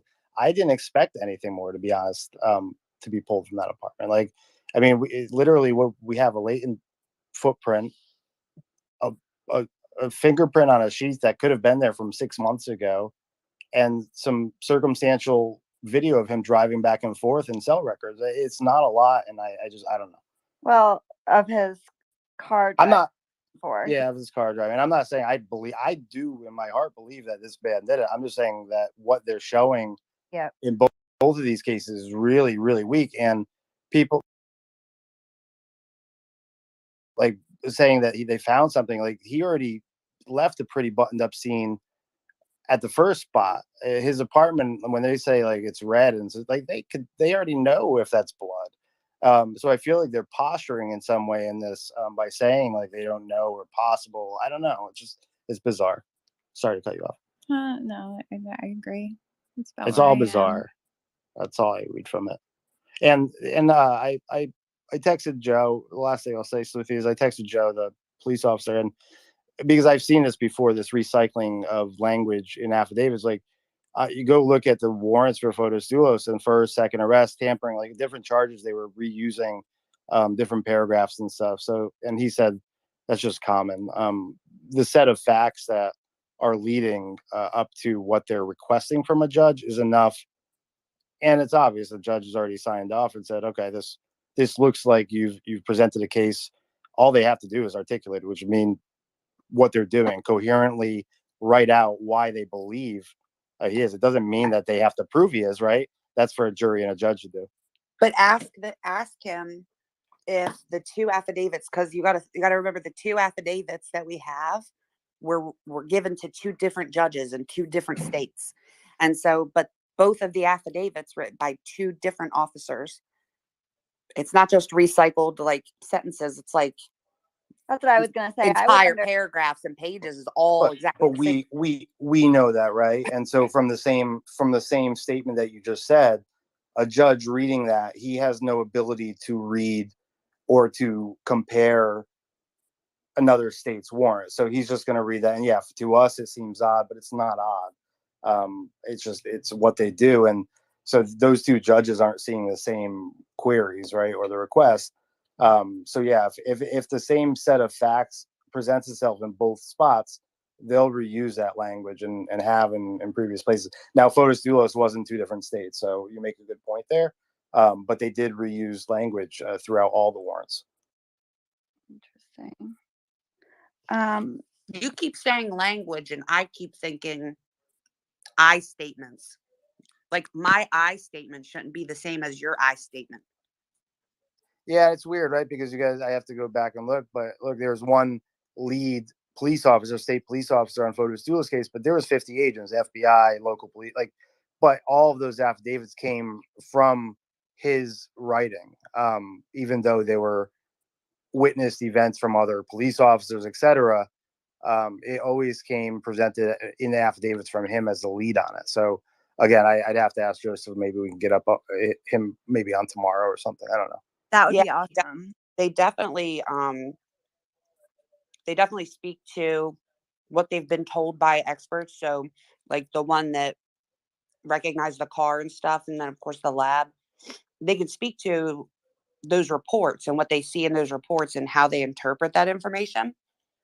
But I think what you're saying is if there was an affidavit written in Washington also, then the same person that wrote it in Idaho would be writing it over in Washington as well, because they're the lead, which I could understand more. But this is an entirely different officer. And in fact, he speaks in first person as if he's testifying in a sworn affidavit that he was walked through the house and walked from this floor to that floor, and he saw someone in the floor. Like all of his observations were still the same, but he was saying I. Does that make sense?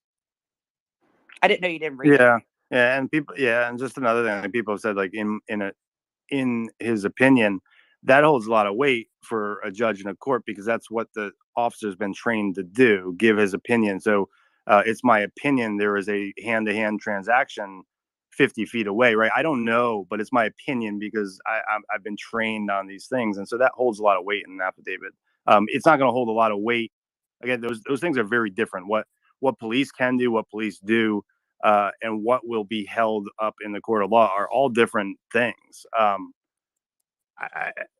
don't know. I think that some of this stuff will probably be questioned. I think like the footprint not being found the first time and them having to come back. It's like things like that that's the stuff I worry about. But I agree. I'm going to jump down to Clarity. I know you just dropped your hand, but if you would like to speak still, I know you waited forever. I apologize, but you are welcome to go ahead if you'd still like to. Thank you. So one thing I've been thinking about when we're talking about the differences in language, which, kind of just got explained.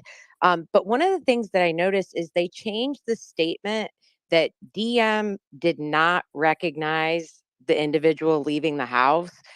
But in the next round that was released today, like that wasn't included in there. So I was just curious, one, about the wording of that statement, but two, just the fact that they removed it. But I think maybe that was kind of just, explained a little bit why the language might be different.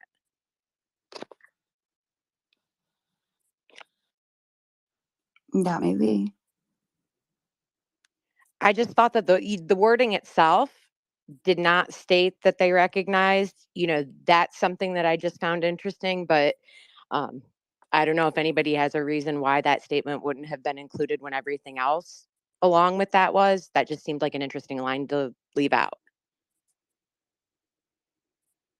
Yeah, it is. I don't know. I'm sorry, what was the statement?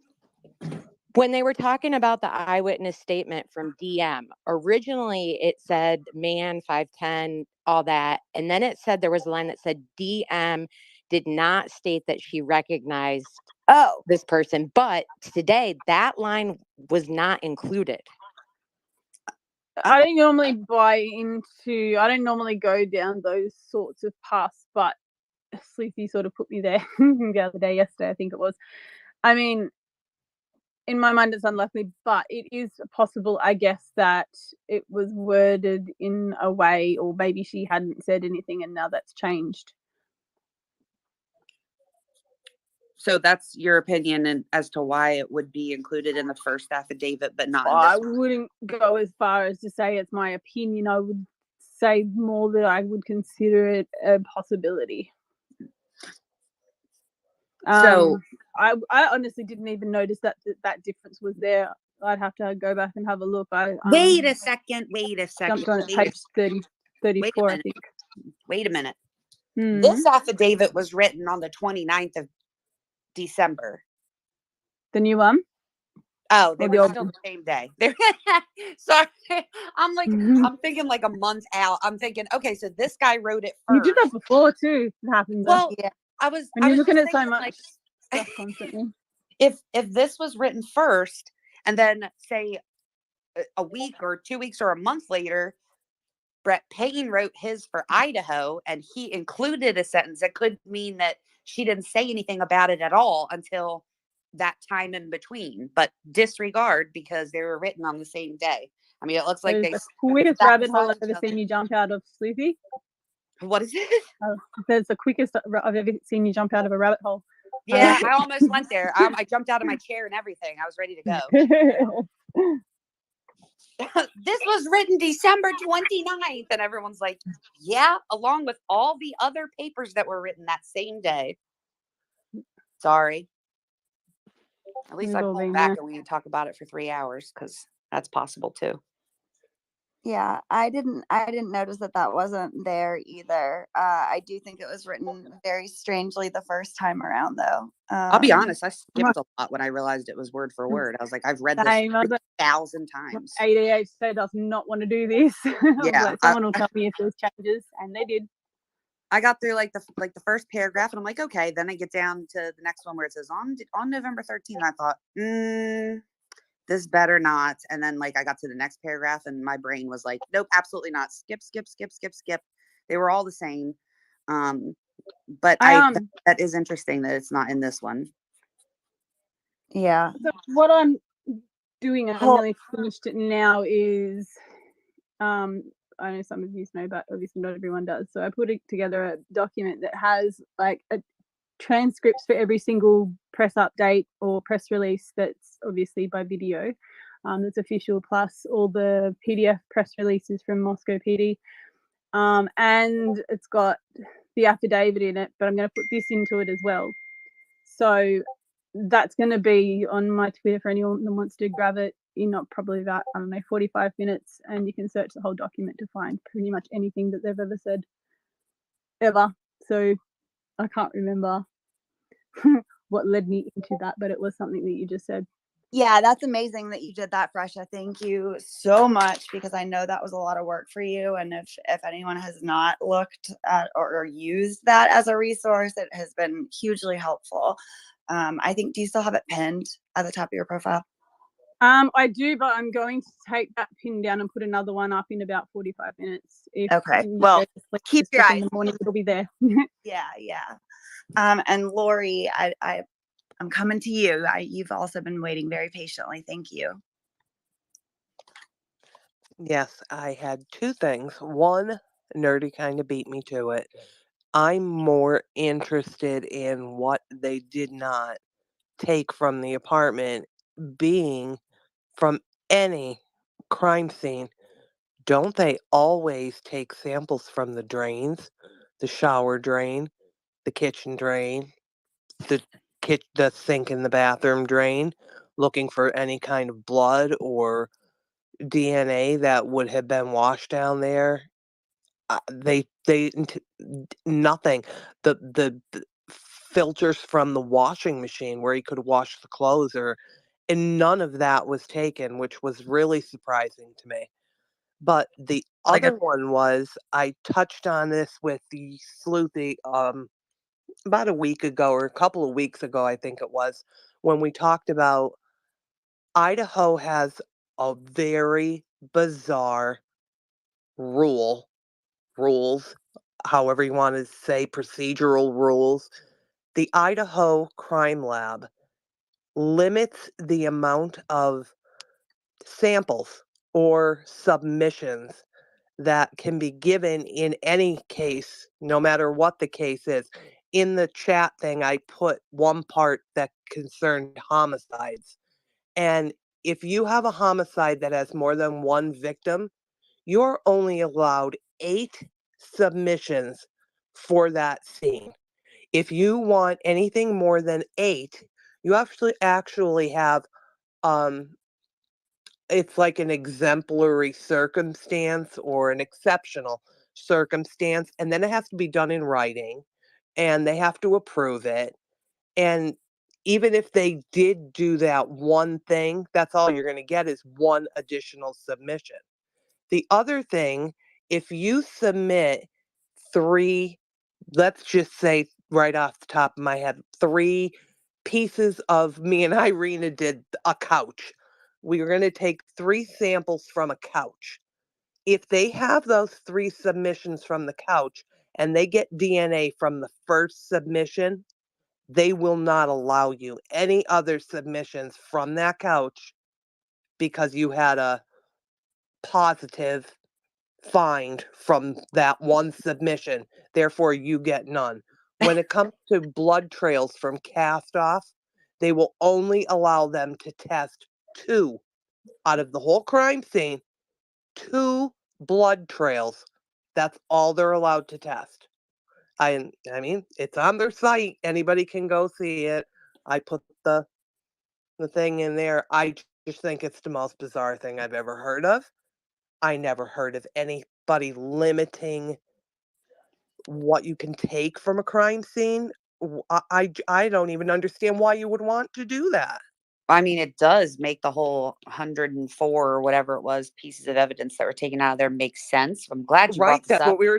That's what we were talking. Remember when we were talking about that and you said I don't understand it and I said, "Oh, I understand." Yeah, Why? and but we hadn't looked into it, and I'm glad we took the time to do so. 'Cause Right. Well, Irina asked me today. She wanted proof, like, show me the proof.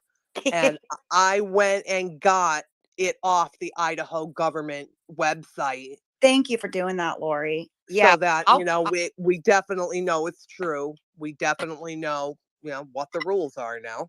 I'll tweet out some things so that people can look too. I kind of was looking for all of this information to be in like a PDF. They have multiple PDFs that you can download on their site, but just so everybody knows, because she was saying it, but she wasn't reading it from the thing, and Yeah, I it's it so might help. shocking. I I, know I, it says why? Like, so. can you imagine? I mean, I want you to think about it. Let's say this guy cuts his finger. He cuts his finger while he's in the middle of doing the crime. And he only does one more stab. That means every cast off, all those rooms, he's only going to show his sample mixed with the blood on one cast off. Well, God almighty. If you're only testing 2 things, what do you think the chances are that you're going to get that one that his blood was mixed in? That just to me is, I don't know. Lori, about 4 days ago, I changed my profile. It says United States Marshals Retail. That was 4 days ago, and today we're finding out he shopped at Marshalls. Do you think I'm Papa Rogers? Papa, Are you? Are you, Papa? Papa. Papa. Papa. So I'm going to read this, and it says, we'll skip the part about there only being one suspect and one victim, but it says if more than one crime scene, suspect, or victim is involved, the laboratory will accept up to 8 evidentiary items in the first submission. If probative information is obtained from the first submission, additional items will not be accepted unless special circumstances exist and the laboratory investigating officer and or prosecuting attorney discuss the submission of this additional evidence. If no probative information is obtained from the first submission, additional items may be submitted.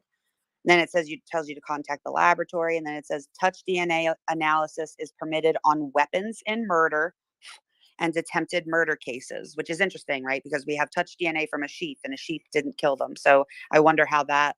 It doesn't say that anybody can permit it. It just straight up says touch DNA analysis is permitted on weapons in murder and attempted murder cases.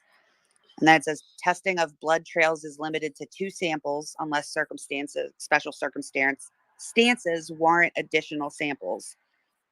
That does seem kind of insane to me. Right? Do you know how much information you would miss by limiting? I mean, that's a ridiculous amount. Yeah, I remember listening to the guy who explained this, I think in that Spaces. Lori, is that where you first heard about it too? No, I heard it on Duty Run.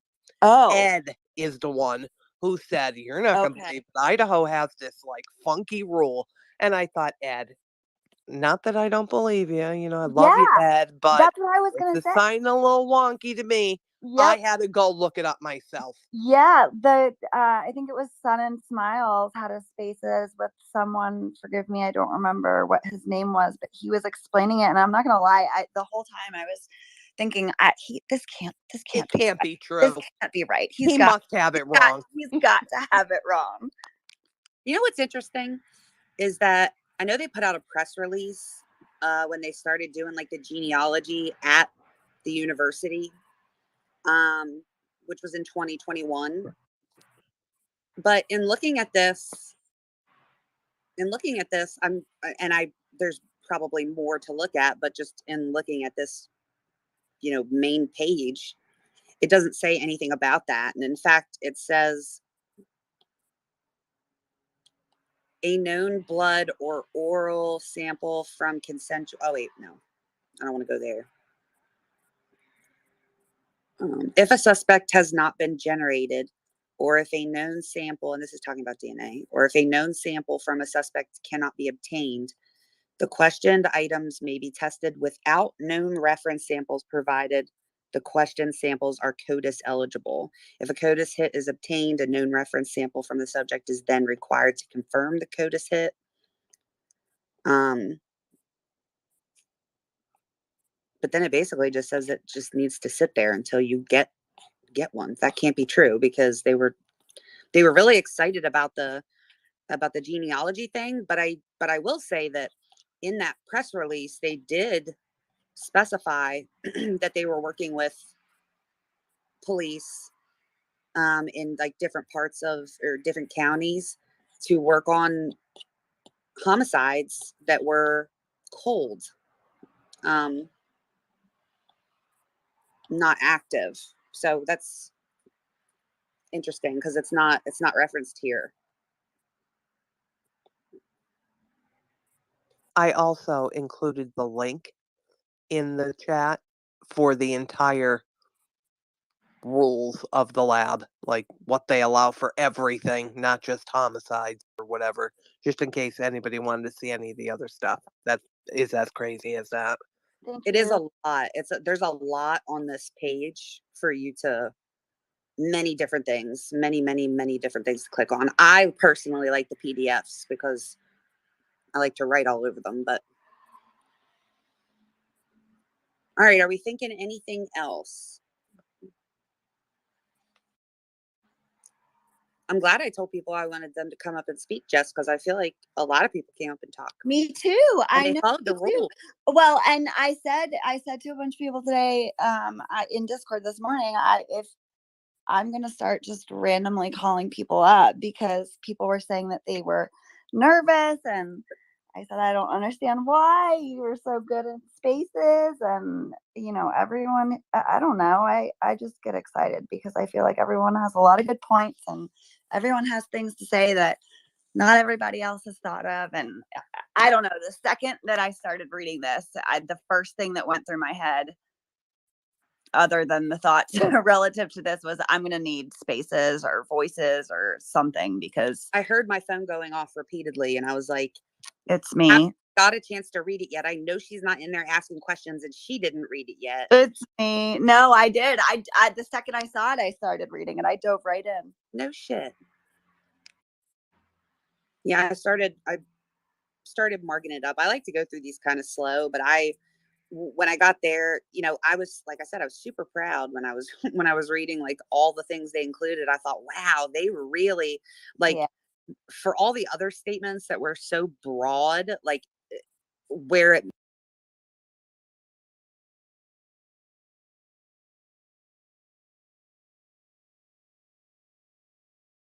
mattered, which is in here, because you want to make sure that you don't end up in a place where you are in the house and you think of something, like for instance checking the drains.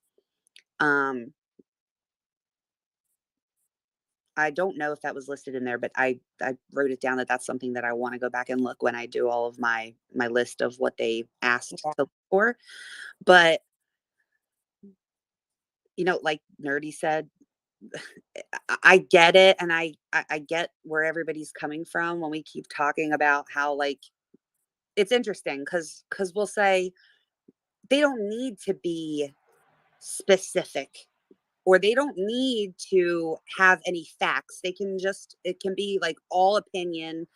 Um, they don't have to say that they got a match somewhere. They don't have to say that they found evidence of so and so being there. But like, the fact of the matter is that we're talking, I think we forget that we're talking about documents again, that, and this is a two-parter.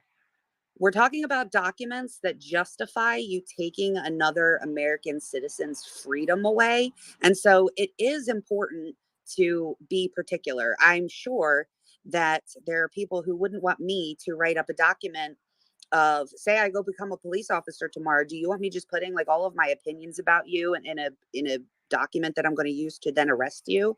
You want to make sure that it's going to be factual. There has to be a basis in it. Uh, and like with this search warrant, there's a reason they have to be so specific, why they have to list everything they're going to take, why they have to make an inventory and give it to you that says exactly what was taken from your property. I mean, it has to be specific, and not for nothing, but I know that a lot of us are like, you know, I got accused the other day of like trying to prove his innocence and siding with like a serial killer. And uh, again, not for nothing, but like, we don't know. We're supposed to be going into this assuming That's right. he is innocent. And so, you know, can your mind sway when you start seeing these documents and you're like, oh shit, like that doesn't sound good. Oh no. Yes, of course. But me personally, I am not seeing that. And I understand that others are, but I just am not. And it is important to not just shrug this off in general, like pretend this case doesn't exist right now. This type of stuff is super important. Like, these are literally we should be active in this stuff. Like, it can go so bad. If you got to think about, there was a time, like there's a reason that the rules and stuff and these specifications for these type of warrants and stuff exist. And it was because there was a time where people were arrested for no reason because, you know, so and so thought that they did it, you know. And that's like, we came to realize that that's not okay. You have to, you can't just pick your suspect and then gather evidence that supports your suspect being guilty. You can't do that. So even though there are search warrants and affidavits, like, we're supposed to be reading this. Anything we read is not supposed to, um, it doesn't mean to make you think that that person is guilty. It's supposed to be just these are the facts that we found, and we think that it's likely that this person, I mean, this is where the evidence is leading us.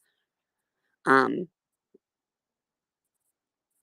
I just have I just have like an uneasy feeling about it all. I was really hopeful that this was going to produce like, and I still am hopeful that the car and stuff is going to produce a lot of evidence. But in the same breath, when they ask for this affidavit, or when they do this affidavit and they're asking for this warrant, they in particular say that these are the reasons why it's highly probable that he has such and such in his house or at his office. So if he thinks that if we think that it's at the house or the office and the car is not mentioned and the parents' house is not mentioned, I wonder how that's going to affect then when we look at different different warrants and stuff and other affidavits where it's like, well, we think it's most likely that it's here. And then it's like, well, you think it's everywhere. So why didn't, it's either, I don't know. I'm probably not making any sense anymore. I want Lori to go, but I just wish I could articulate the way that I'm thinking about this, because it is important to not just assume that because you're being provided an affidavit of probable cause from something that means that someone is just a shitbag and they did it. I mean, if you're going to follow it and read it and want to be actively participating in it, you have to be willing to just be listening to all of it and not just, well, if you say it, then it's so. He's guilty. Like, let's fry him. I don't think that's fair. I don't think that's fair, because if and I'm not saying that he's innocent at all, because I don't know, but I have to presume right now that he is. The problem with that is that if he is innocent and we're all saying that he's guilty, and there's a possibility that the person who actually did this is still out there, that makes me sick to my stomach. So I think it's important. You want to get the right person, otherwise the wrong person is just going to keep killing people. Go ahead, Lori. One thing I was thinking about when they did the whole SWAT thing and got him here in Pennsylvania, who is processing that scene? Is it going to be Pennsylvania processing, or do they take whatever they asked them to take and send it back to Idaho? Because if it was processed by Pennsylvania, I have the utmost faith in the Pennsylvania State Police forensics. I've worked with them hand in hand. I've seen what they do. I've seen what they can do. In one particular case that I was involved with them, it was a home invasion. No one got killed. No one got hurt. There was over 700 submissions for that one case. Like, they don't mess around when it comes to forensics. I'm a big fan and supporter of the Pennsylvania State Police, and also I cower from them just because I am aware of how thorough and at times aggressive, but always fair. But still, yet I'd rather avoid them in any way that I can. I'm not sure. I want to look. I'm sure that the warrant would say that, Lori. I But don't know. That's what I mean. I don't know. Same thing with the car. When they took the car into possession there, who processed that car? Was it our FBI? Was it was it the Pennsylvania Bureau of Investigation, like the FBI that's based here? well, Or was it state police from here? Or was it none? Was it shipped back to Idaho? if you look at the Washington search warrant, all of the seize items from his house, which I don't know if anybody got that far, but they didn't seize any. They ended up going in for the one at his office, and they walked out with literally nothing. But the one for his apartment says that they all seized from residents and currently stored at Washington State University Police Department, which I thought was odd. But it doesn't say that they sent it to like a forensics lab or anything. So I'm assuming that that's kind of like it's purgatory, right? Maybe Idaho police are going to come get it and take it to their lab.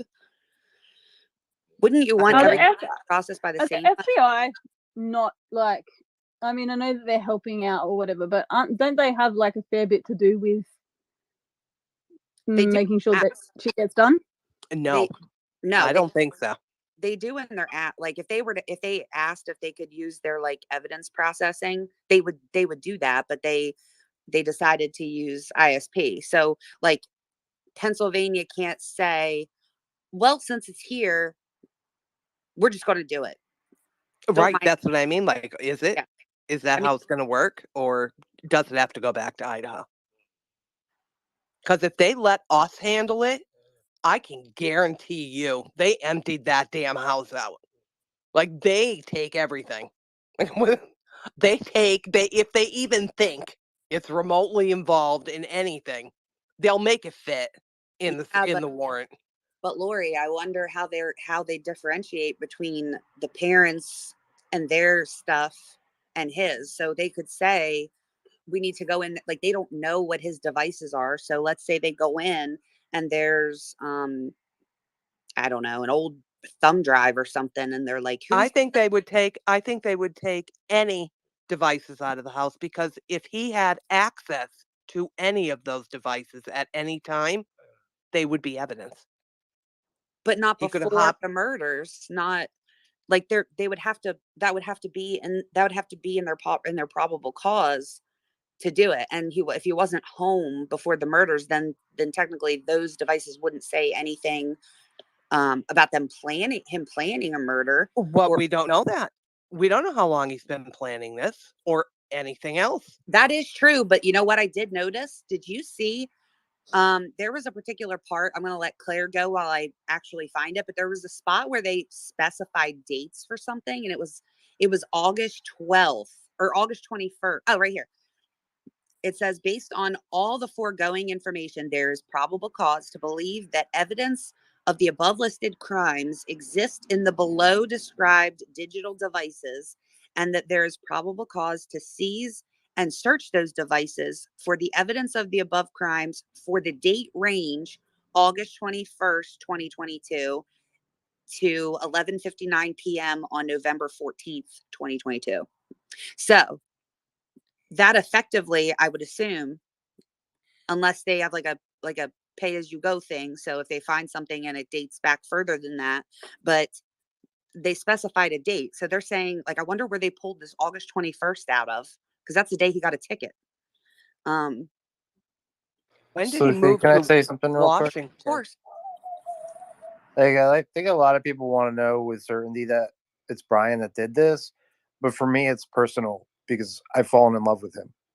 Shut up, nerdy. Thank you. Damn. It's the little curl up in the top, like it kind of curls over, like Oh my god. Oh my like God. the old Superman. Remember? You better stop before you start getting pin letters. Did you? I'm joking, but you saw that girl that like she wrote like a really long paragraph on Facebook about her undying love. Not her undying love, but she's like really like.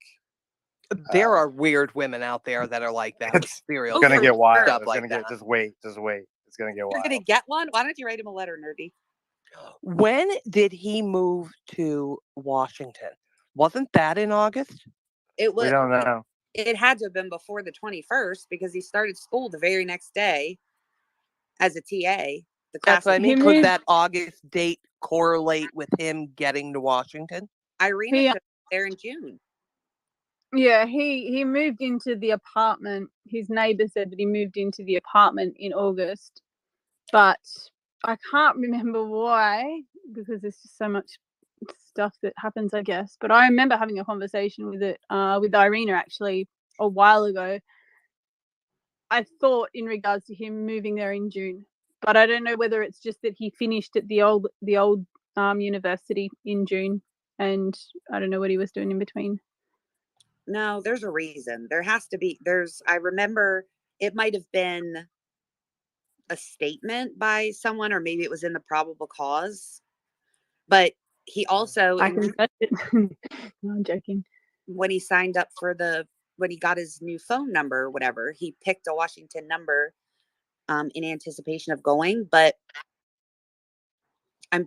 I'll go look at the old timeline because I feel like maybe it's in there because I did put a specific date that he moved in, I thought. I But feel like it's I feel like it's there, but I don't know because I don't know. It's like the Mandela effect or whatever it's called. Everyone seems to remember it being the case, but there's no evidence of it.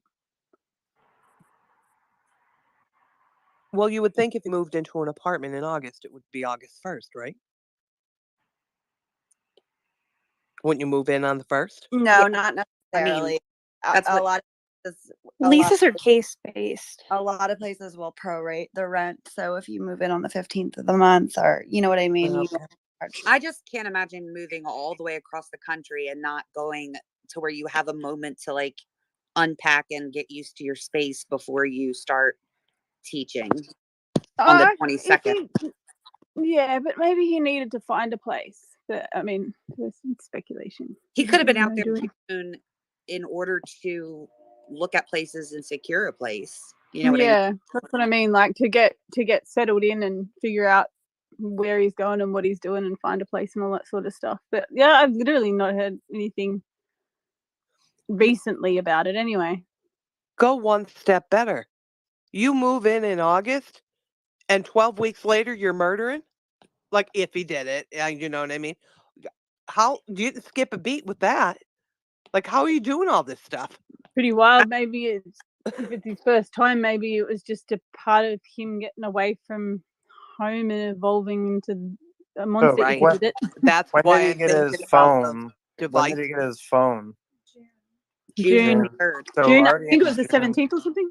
And so he already requested a Washington number at that time in June. So I suspect it was around there, right? Well, he would have gone to Washington to do the PhD rather than get the PhD to do it in Washington, I imagine. I don't really know how it works. Would that be right?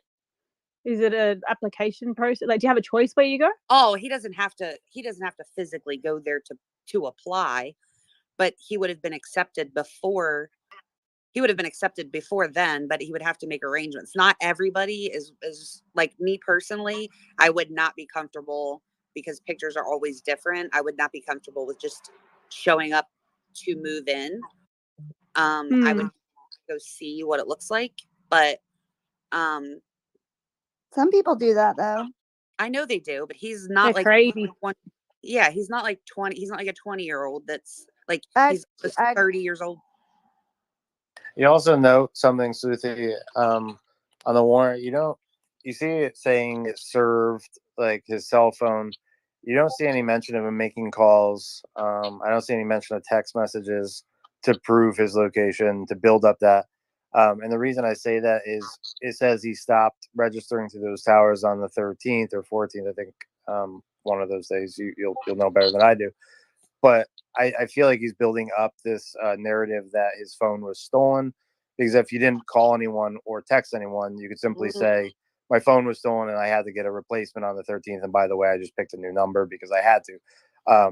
I don't know. It seems interesting that he stopped communicating, and the warrant doesn't list any communication yet. I mean, we still have a ways to go, but. And then also said then it also said that he was paying in Moscow on the 14th, but they don't believe his phone was there. But I thought the same thing as you, is kind of that it was strange how he the way they worded that last sentence was like he never was on the network again. And I thought he either ordered another phone in anticipation of that and then started using it, because they've never said that when he was arrested, we don't know if he was still using that phone number. We don't even know if when he did it, if he was still using that phone number, right? It could be argued that, yeah, he had that phone number on August 21st when he got pulled over. But You saw the phone number is fully listed in this one, right? Uh-huh. Yeah. Okay. The thing is, though, is that it just says that so all the other times it says that he was utilizing the cellular resources that put him here, there, or wherever, or in the vicinity of the house, or just around the corner getting pulled over by the police, or at his house, or just a little bit south of his house, all that sort of stuff. But the one where it says that they don't believe he was in Moscow, even though it pinged it, even I know ping's the wrong word, dirty, but they don't specify a location. They just say Moscow. So like he could have been on the border or whatever. Do you know what I mean? Like it doesn't. I for ages I was doing my head in, and then I was rereading it. And it doesn't. Yeah, it doesn't specify an actual location. And the thing is, as well, is like just because it hasn't communicated with Moscow towers or whatever, it doesn't mean it hasn't communicated at all. And when I was mapping it out today as well, like there's a lot of like there's times where they say, you know, like his phone was consistent with him traveling the whole of highway 90 something or other to get to Snake River. Do you know what I mean? Like there's plenty in there that they're not. There's a lot more in there that I think that they've got in terms of pings, or what do you want to call them, than they put in there. I don't know how useful they'll be, but And the problem is it's really all they're going to have, right? Because if he drove a off lot of during the circumstantial. crimes. It seems that way, doesn't it? Oh, it really does seem that way. That there's a lot, like I don't know, like with so much. I mean, it might go all right, and I don't know. I just keep thinking like the FBI are involved. I don't know. Maybe I've got a false. We don't have them here, so maybe I've got like a false TV trust. But I don't know. I just feel like it would be a major fuck up if this went sideways. I find it interesting that the FBI was so involved, like from the very beginning, like 40 plus agents, but no affidavits from FBI. That could be because maybe they were just doing oddball stuff and not other things. But I was thinking like the Delphi case, how that search warrant for Ron Logan's house was written by an FBI agent. And especially now that he was in another state. So now in multiple states actually. So you have the potential for like him to have disposed of evidence in other states and things like that. I just wonder.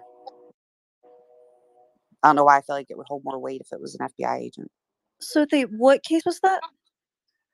The Delphi case. Thank you. Uh-huh.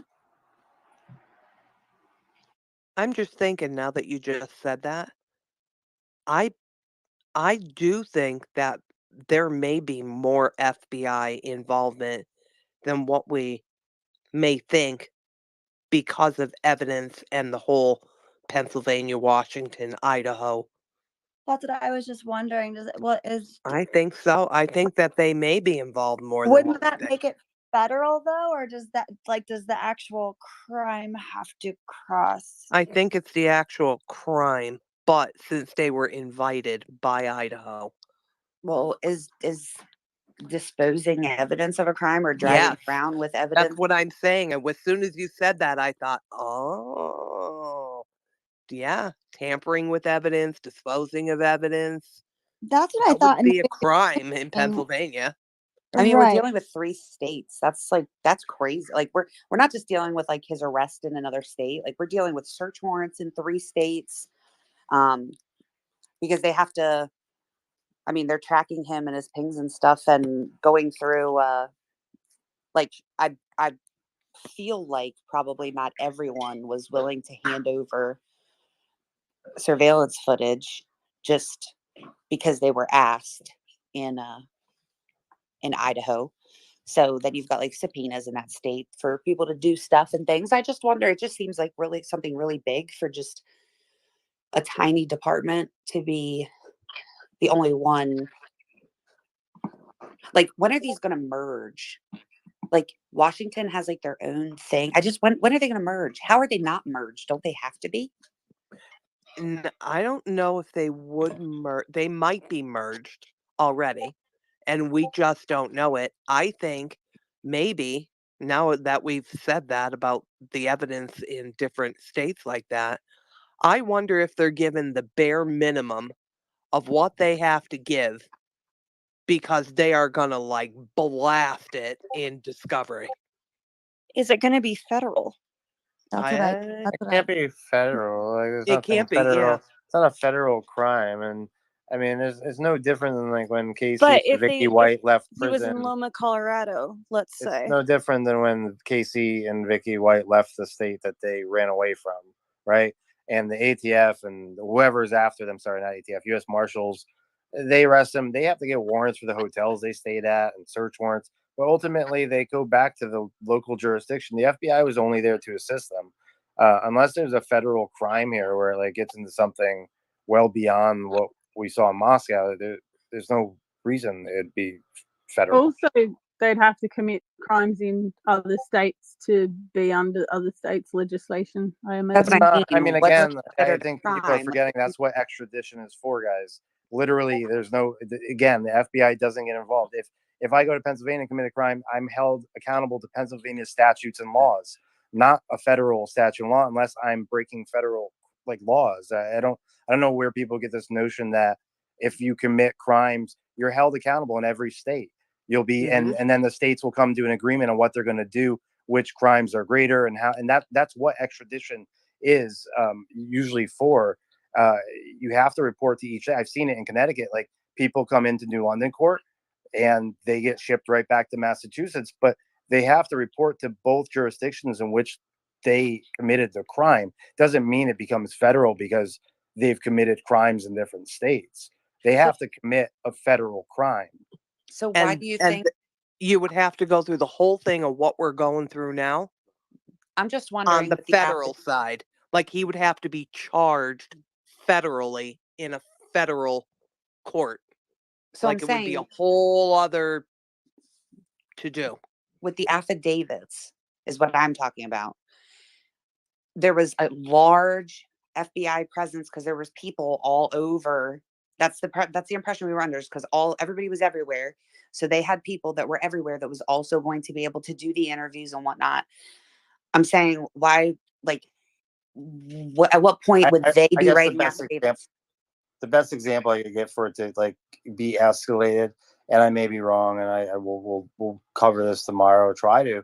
But if they found out that he killed these 4 victims because they were gay, right? That's a hate crime. That's a federal hate crime, and then the FBI would jump in. But there's no crime just because you commit different misdemeanors or felonies in different states doesn't mean they're aggregated and then the FBI comes in and charges you. It has to be a federal crime. I don't want them to charge him. I just want them to write an affidavit. So is it because the girls were young? Is that why? Is that the only reason why they were writing search warrant affidavits for Delphi? Again, that's a process of helping. I mean, and I think that Delphi, well, you're saying that the FBI wrote the affidavit, but it's still not a federal. It's not. No, I'm He's not not saying going to it shouldn't be federal court, right? yeah, this shouldn't be a federal case. I'm asking why FBI, since there were so many of them performing these tasks, why none of them wrote the affidavits like they did in Delphi. Yeah, I don't know. That's a good Well, question. were they witnesses, or like at least not witnesses technically, but like were they the cops? Maybe. I mean, I guess by the time they were published, they would have had time, since they had been talking with the FBI for a while, to have FBI come out and say something. But They maybe when they Ron I don't. Logan was, they still didn't have the guy caught. Like they didn't know who did it, but the affidavit of probable cause to search around Logan's property was written by a FBI agent that was helping on the case, and she put everything, like she was putting, where he was seen on surveillance footage, what conversations he was having um, with his cousin, who, and in fact, she wasn't even in that conversation. Like in her affidavit, she was like, in so and so's conversation with Detective X and Detective Y, he told them that he drove Ron to a certain place. Like she was the one that was writing it out, and I just wondered why they were more involved than, let's say, police have been in Moscow, in Pennsylvania. So I don't know. There were FBI agents doing a whole lot because there were Yeah, people. like in the laundry case, FBI come in, help, assist, write these things, but at the end of the day, they're not going to federal court. So the FBI, I think we've had that explained before, but I'll try Yeah. to get clarity around it. I mean, any federal agent, we learned that like during Kaylee Jones, we were all surprised the Secret Service, but all these agencies are mandated in certain aspects to help. Doesn't mean it ends up in their jurisdiction or their court at the end of the day. Right, but they can, based on their experience and what they do, they can write affidavits. I mean, it could just be that, listen, we want to do this. This is from our, this happened in our town. We want to be the ones to write all the affidavits. But I think sometimes it helps to have an outside. If you're writing a thing based on your experience and your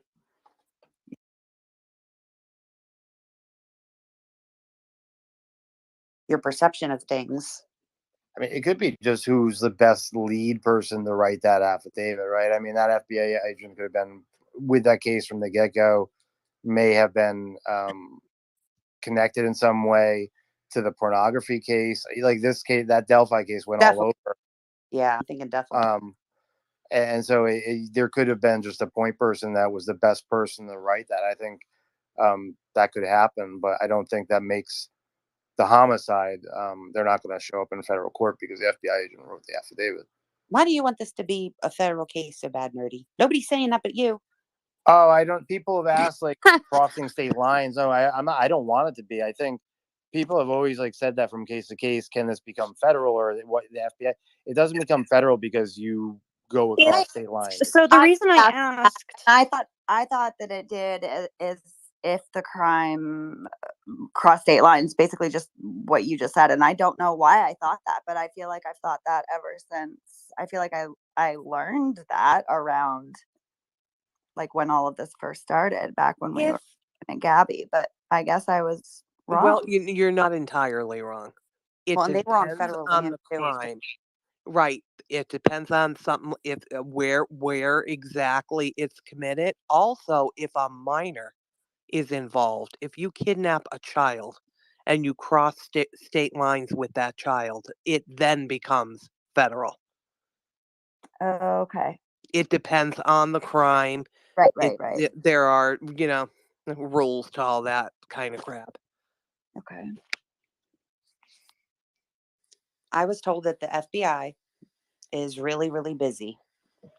And so they have like a certain number of cases that they work, that they have jurisdiction in of various things.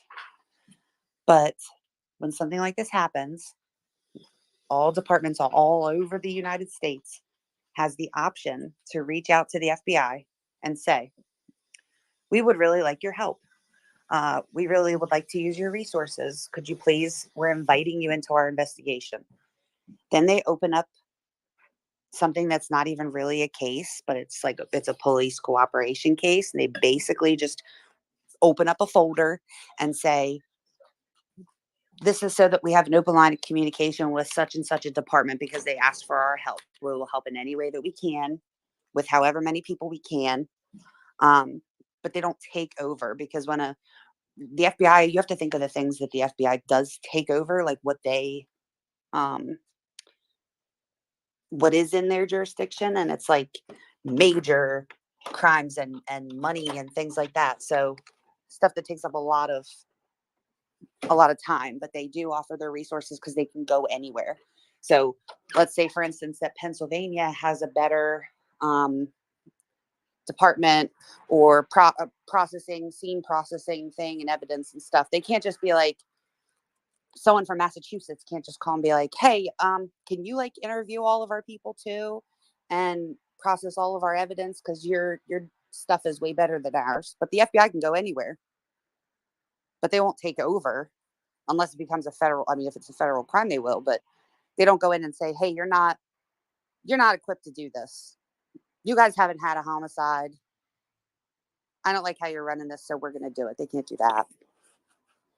Well, there's also benefits to FBI coming in too. Like, I mean, if you need airport surveillance, right? Yeah. That's TSA, that's a federal agency, or DHS. You have different resources for depending on the crime, and Yeah, and Anyways, they definitely say most departments will say, and I think there's certain buzzwords that get thrown out, and they know that it'll bring FBI resources, but they're really just like in it for the resources. Not so that it'll be a federal crime or for the FBI to take over, but they want to use their resources.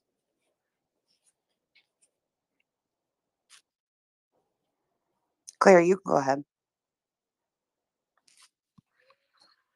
I was gonna say, you had started saying something like, don't you wish that they would have been more involved, or like having them in in like having them more involved would essentially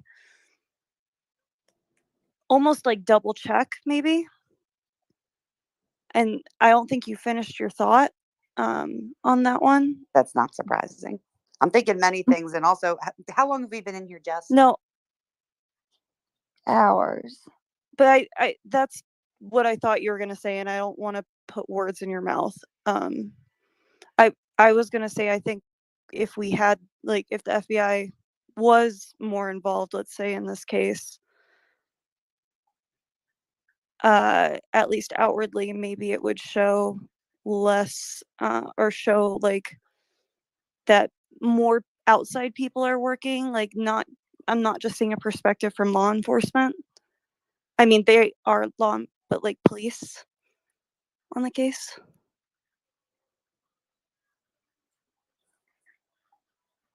Jess, do you know how to answer that? I'm not sure. I was gonna, so if law enforcement are involved, like less biases essentially, or if FBI, excuse me, almost like double checking, right? Like making sure Oh, things. you mean like are they watching every step of the investigation to make sure that you're doing it properly or going in the right direction or not filling out affidavits that have It would are they just like proofreading your affidavits and stuff? They don't do any of that stuff. Like they wouldn't say um they wouldn't like double check. I was just gonna say, I don't really think that they're double checking anything really. I think they're really just making their resources available if needed, if I understand correctly. Okay, thank you. I have heard people say that, like kind of like, well, I feel better because the FBI is watching over this. And I think people think that like the FBI is approving certain things or telling them what ways to go or to look and stuff. And it's not that involved. But if they say we've got 3,000 students who potentially could have been in contact with these people in the week up till they were murdered, and they've all left to go to various different states, which obviously we can't travel to, they'll go do that, and then they submit reports, just like the expert with the card stuff. That was an FBI expert. They just write reports, and then they use it for their stuff. They're just their resources. They're not managers. They're not managers.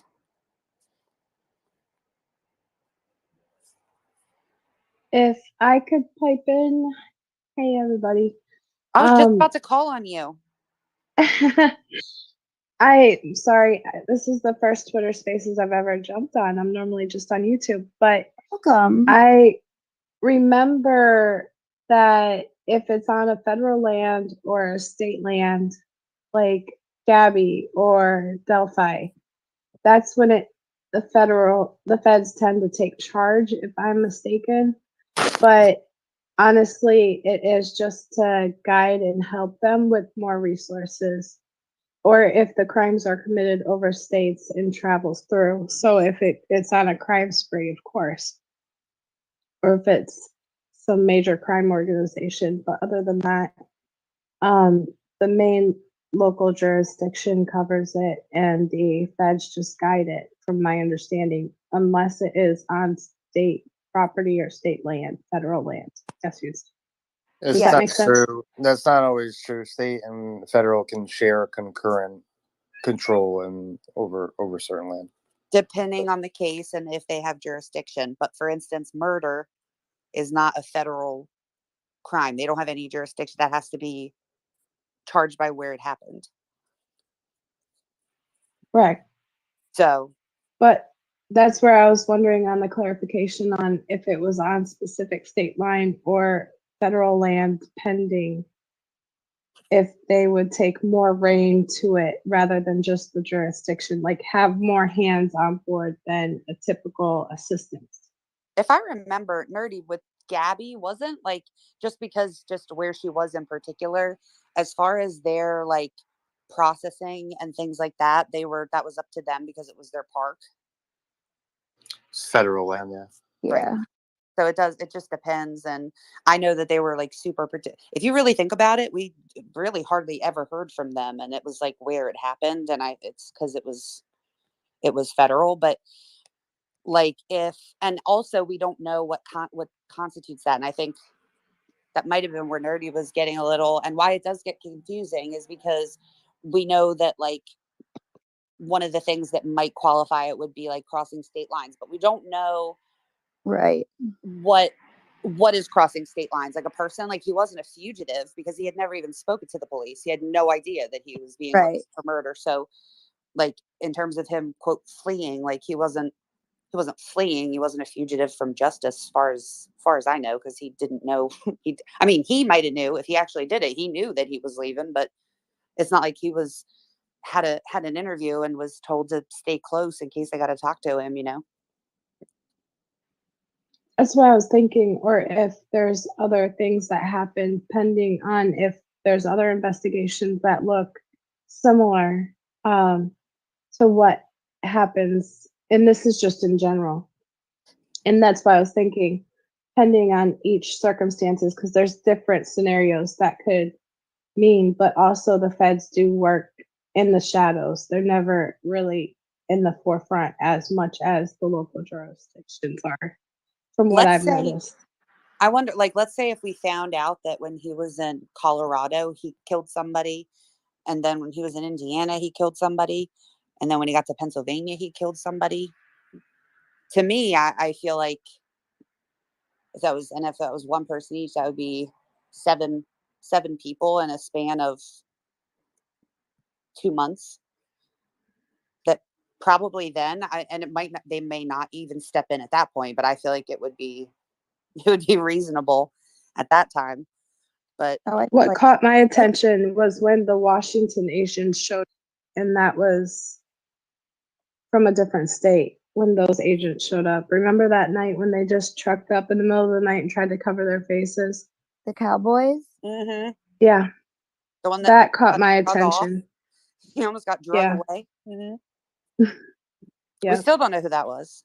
Was it Washington? Yep, from what I understand, it was Washington agents because their plates were all Washington State. That was hilarious. God. So that's why I'm wondering if other crimes could possibly be connected, or they already had taps on him. But then again, he wasn't in CODIS, so they might be running that through too because of how guarded he was. Transferring him back is what caught my attention, but it's also a lot of publicity in the same aspect. So my mind's running a million miles a minute on all of the scenarios it could be. I just wonder. I was trying to, because when the first affidavit came out, everybody was like, "Oh my God, we thought they had nothing this whole time, and they knew about him the entire time."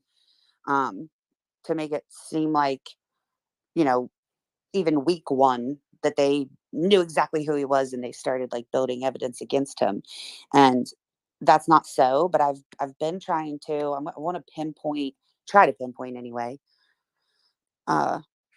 When they actually figured out that was who they were going to arrest, because if you think like, okay, so you have the surveillance footage and stuff, but like, sure, that looks suspicious, Um, but it's not that suspicious because there was also like a food person driving around delivering food and people getting dropped off by private parties and whatnot. So that's like not enough to say someone definitely did something and should be I don't arrested. know. We all thought they did.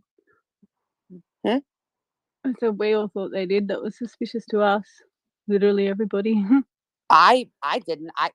To be honest with you, the whole reason why I didn't was because I was like, why won't they show us a picture of this car that was there? I don't understand. I still to this day, I think there are people that don't realize that they've never seen a picture of the Hyundai Elantra, like ever.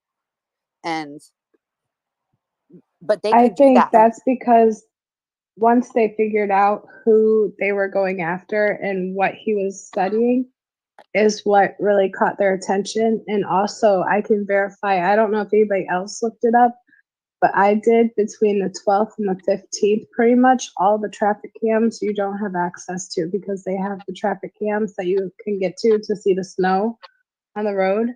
Mhm. And between those time frames, it's completely no access.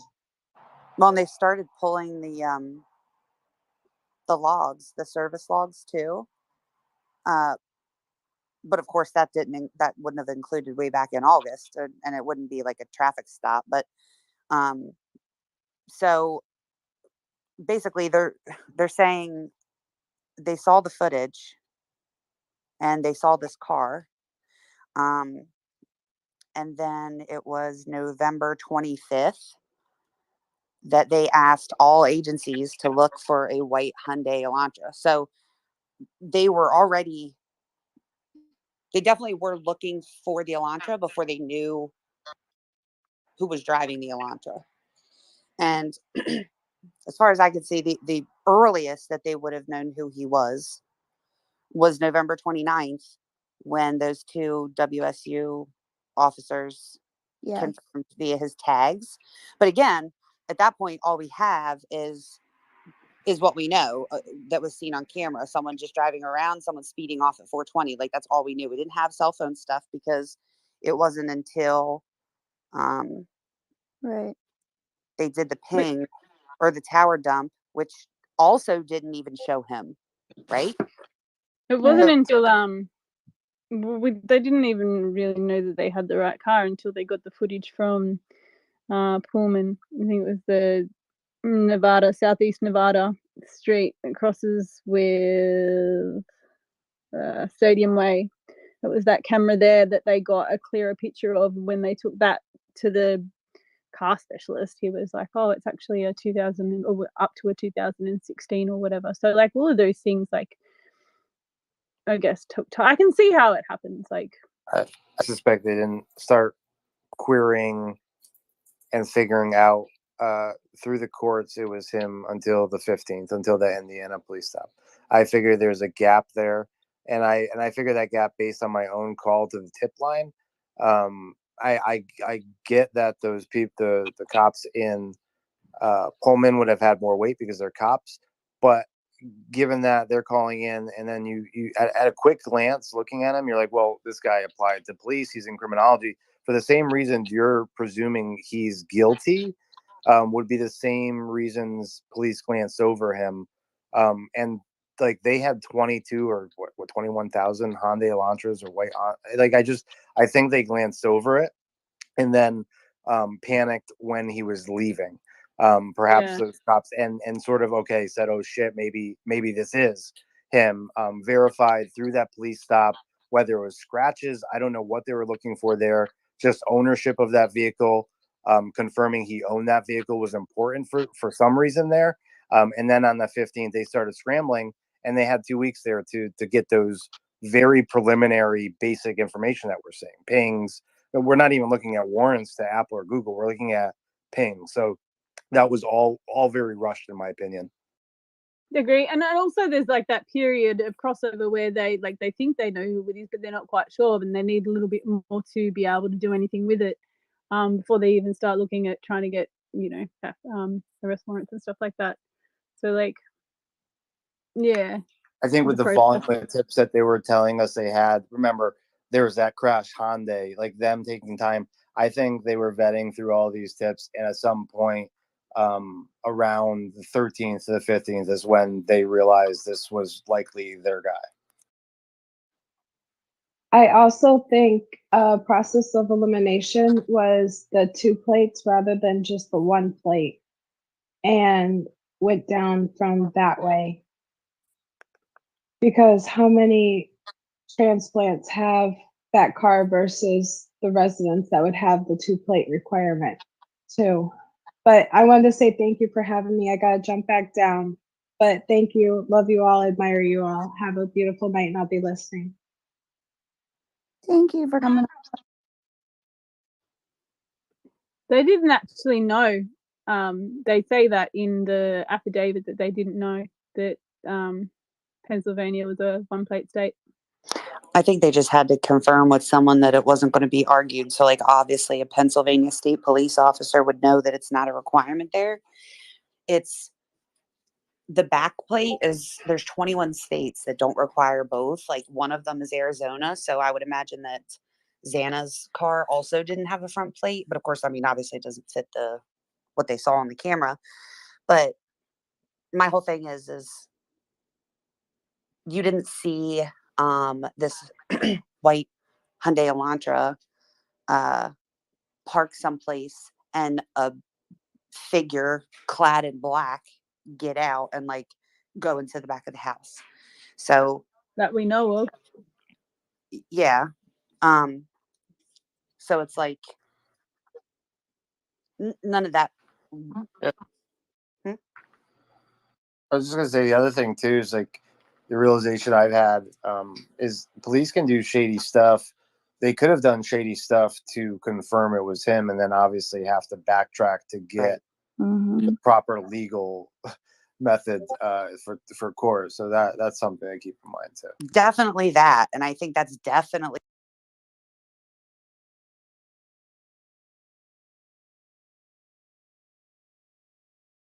it. And I was just saying this to everybody either today or yesterday, was that it feels like that. And most especially when I think about all the people that and things and situations that like immediately they were like, it's unrelated. It's unrelated. I know it looks exactly the same, but it has nothing to do with this. I was like, it almost seems like how could you even like Kaylee's family was like, how are they clearing people this fast? I don't understand. And it makes sense to me if it's because they already know who they're going after. My thing is though, is that I agree with you, Nerdy, that stuff like that does happen. I just hesitate. It makes me hesitate when I think about how you filled it in and hoping that you filled it in well enough to where it doesn't look like you've filled it in. You know what I mean? Especially when the person you're chasing is studying the very Yes. thing that you're in the profession of doing. Exactly. That, and that's always been my concern. As I say, he's not a normal person. So like, let's say he did do this, like he already knows exactly what you're going to do. He's been studying it for years. Just like somebody was talking earlier about victimology, and they said that we were like victim shaming or whatever, and I was like, are you kidding me? Like, this is, first of all, it's super important. So, and the difference is that if I say, does he possibly know them because one of them was on Seeking Arrangements or had such and such of an account, like, it's not because I'm judging them at all. And I feel like when you say you're victim blaming and please shut up, like, it feels like you would judge them because you're acting like if that's true that it's like appalling, and it's, to me it's not. It's just, what if it comes down to, and I bet it will come down to, if he is guilty, he chose them via victimology, which was what he was coming to be a doctor for.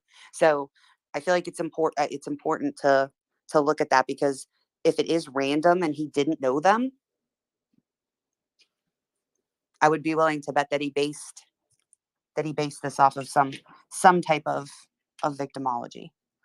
But he knows what they're doing, and that's what bothers me. So he knows all about this evidence. He knows how it's all supposed to piece together.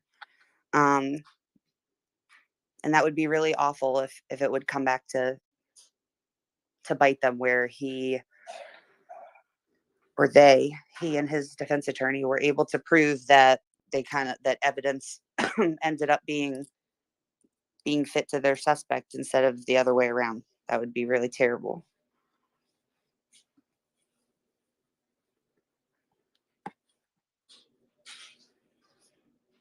Have we had enough of this for tonight?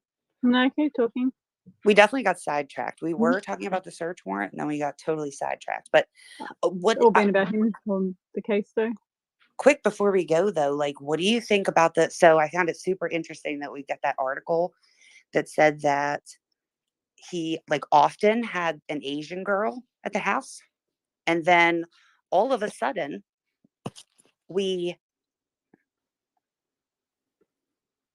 actually Some more brunettes. Cool. Well, yeah, that too. Although some of them, I don't know how they don't fry their hair off. They're beautiful hair. But some of them are blonde. But I just was thinking, at one point when we saw that, we were like, how many people could it possibly be? And there was a girl, we did find her, Irina found a girl. There's only 1.3% of the students are Asian, which is super small. And one of them happens to be in criminology also. And we were like, That's racist. not racist. I'm sure I'll be called a racist after this, but I am not racist.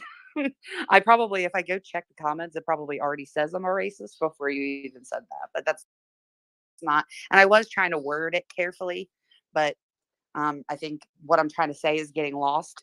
But the two names of the people that also shared an office, I wonder if one of them is a girl, and I wonder if it is also the girl. I can't believe that they didn't redact those names. This surprises me. Yeah, that was kind of interesting. But I guess they do give that little disclaimer in the top that says kind of I don't have it pulled up in front of me because my iPad is charging, but it said something but it doesn't mean that you don't have a civic duty to basically help catch bad people. I have to say it's a much better sentence that they wrote. So maybe the only people that they were interested in protecting in that affidavit would be the two surviving roommates, which would kind of fit because they definitely also gave his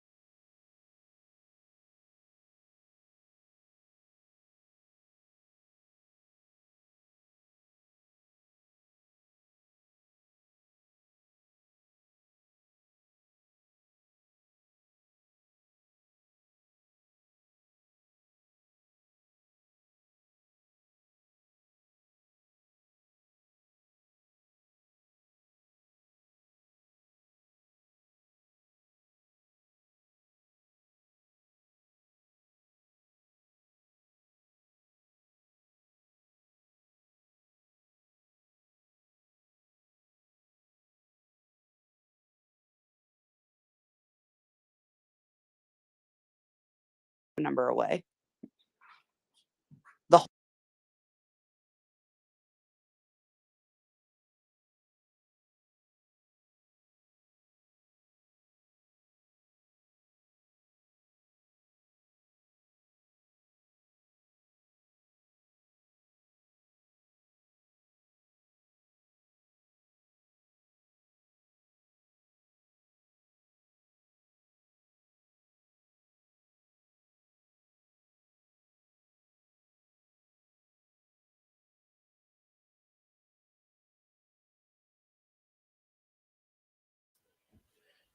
Hey everybody.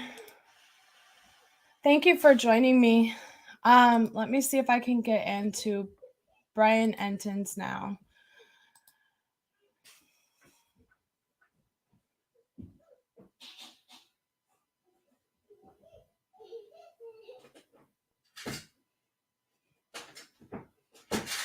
Yeah. Whole thing. And here yesterday, I was like, wait a second. Hold on. 7.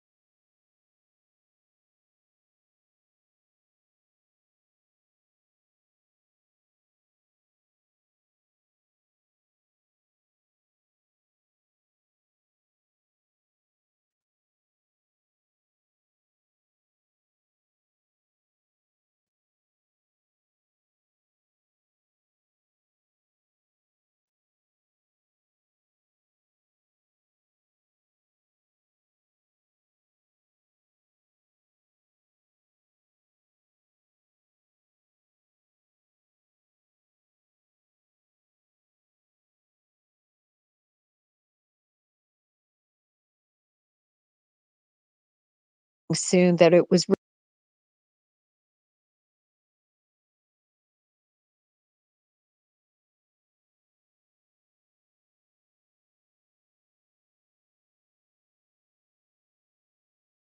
Brian.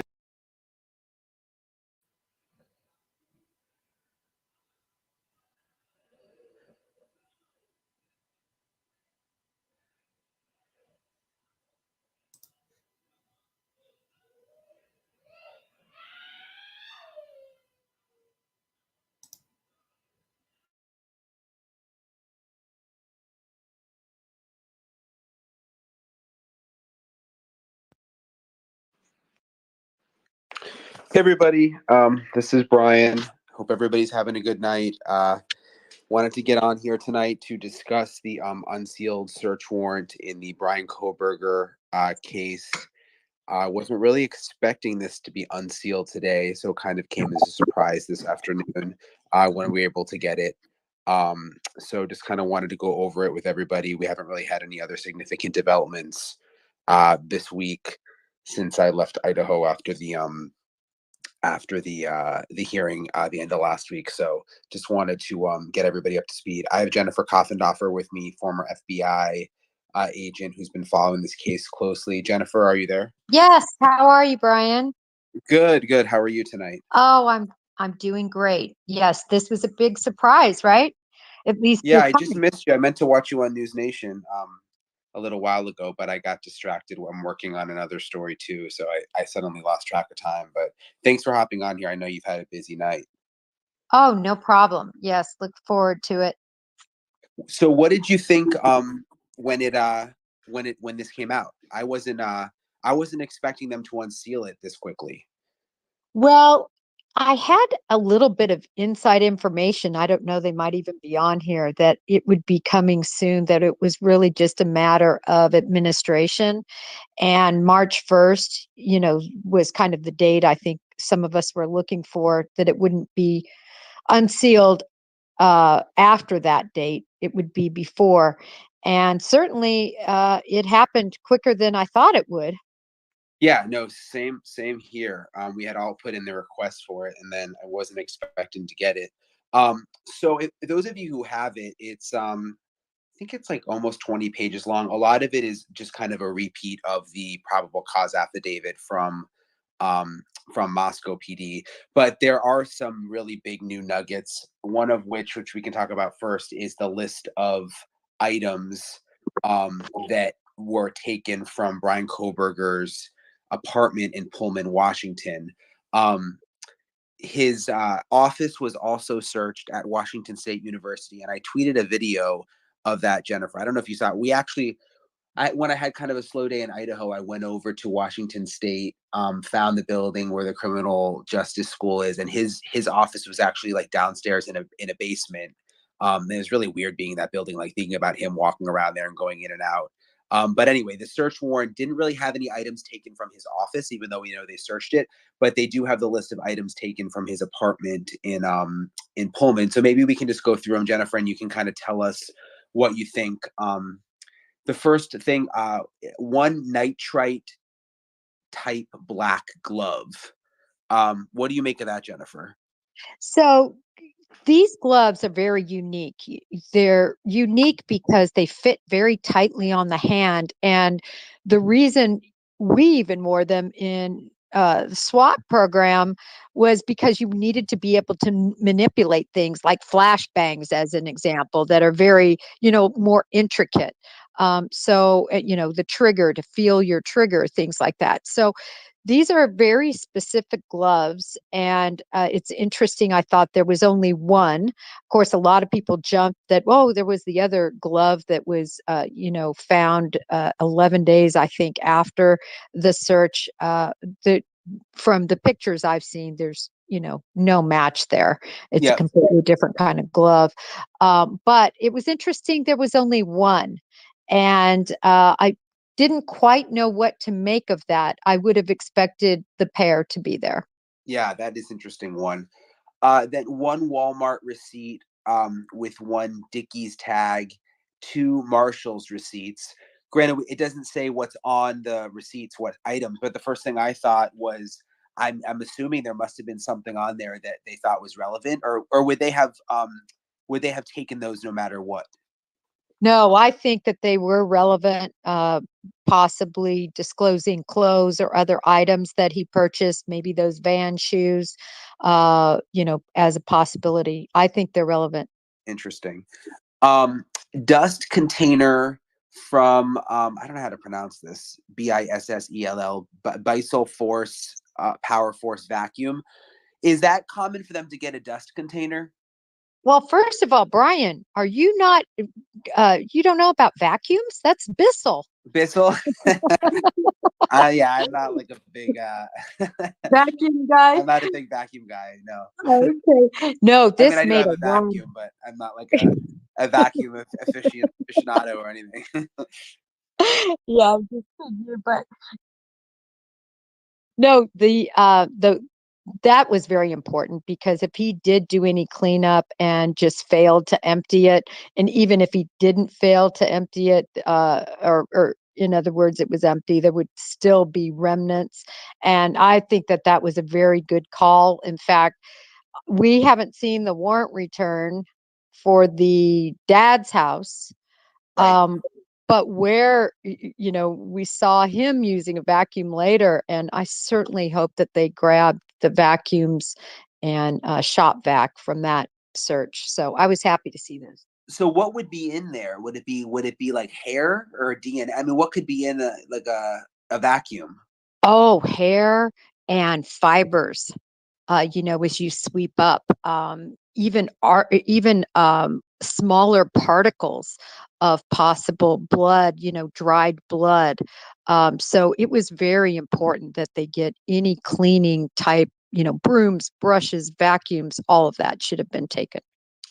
So the next item is 8 possible hair strands. And one thing I was wondering when I was reading this on air on News Nation earlier, so they've got like 8 possible hair strands as one line item, and then later there's one possible hair strand, and then another line item, one possible hair strand. Are they separating those, do you think, because they were like found in different places, or you know what I mean, Jennifer? Like, because it's interesting how they've separated those out in the list.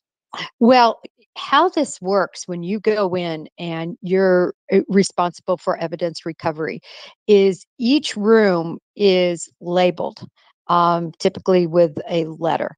And you have different people responsible for that room and that evidence recovery. And then you have an overall sort of manager. But Okay. as things are being written, it is very possible that one person was writing hair strand, another person was writing hair, and then the person that put together the search warrant return, which is likely not the people that were keeping the logs and so on and so forth, he verbatim wrote what was on the log. That's one possibility. The other possibility I thought is they could be differentiating a strand, Brian, like long hair as opposed to a smaller hair. I see. I could see it going both ways, but I tend to think whoever was doing that log maybe changed their vernacular. Okay, interesting. So it might just kind of be semantics. It could be. When they say possible, one possible hair strand or one possible hair, I mean, I'm just thinking like I would know what a hair looks like. Why do they write possible? You know, agents and officers do that just to cover themselves because what would happen if what they thought was a hair ended up being a very small and very fine, tassel off of something or some sort of, fabricy tassel. I would say it's 99% a hair. When you see possible, they're just covering their bases. I guess they're waiting for it to be like officially tested. Yes, exactly. They want to get the test results before they say absolutely a hair. So then there was one Fire TV stick with cord plug. And I think when I don't have a Fire TV stick, but I've seen them at like Airbnbs that I've rented. I think it's kind of like it sticks into the TV and it's you can access Netflix and other shows through it. I wonder why they would be interested in that. Yeah, the streaming, right? Any and all streaming can go through a Fire Stick. Right. I think it could be interesting to know what he was watching. Remember, I think also, as I understand it, you can stream things like YouTube, Yep. apps through that. So all that could be very telling. I mean, if you look at the Anna Walsh case, which is in the news right now, Brian, I'm sure you've seen it. It's amazing all the things he was looking at, and it's possible Brian could have been using that Fire Stick to access apps about how to, from YouTube. So Yep. I could Yep. see them grabbing it. So we've got a lot of possible hairs, possible hair strand, and then one computer tower, which obviously would be very important, I would think. Yes. Yes, that's key. The computer tower. And I have to say, I was really surprised that they didn't take anything from the office. It leads me to believe either he never returned to the office, that's their belief and there, Yeah.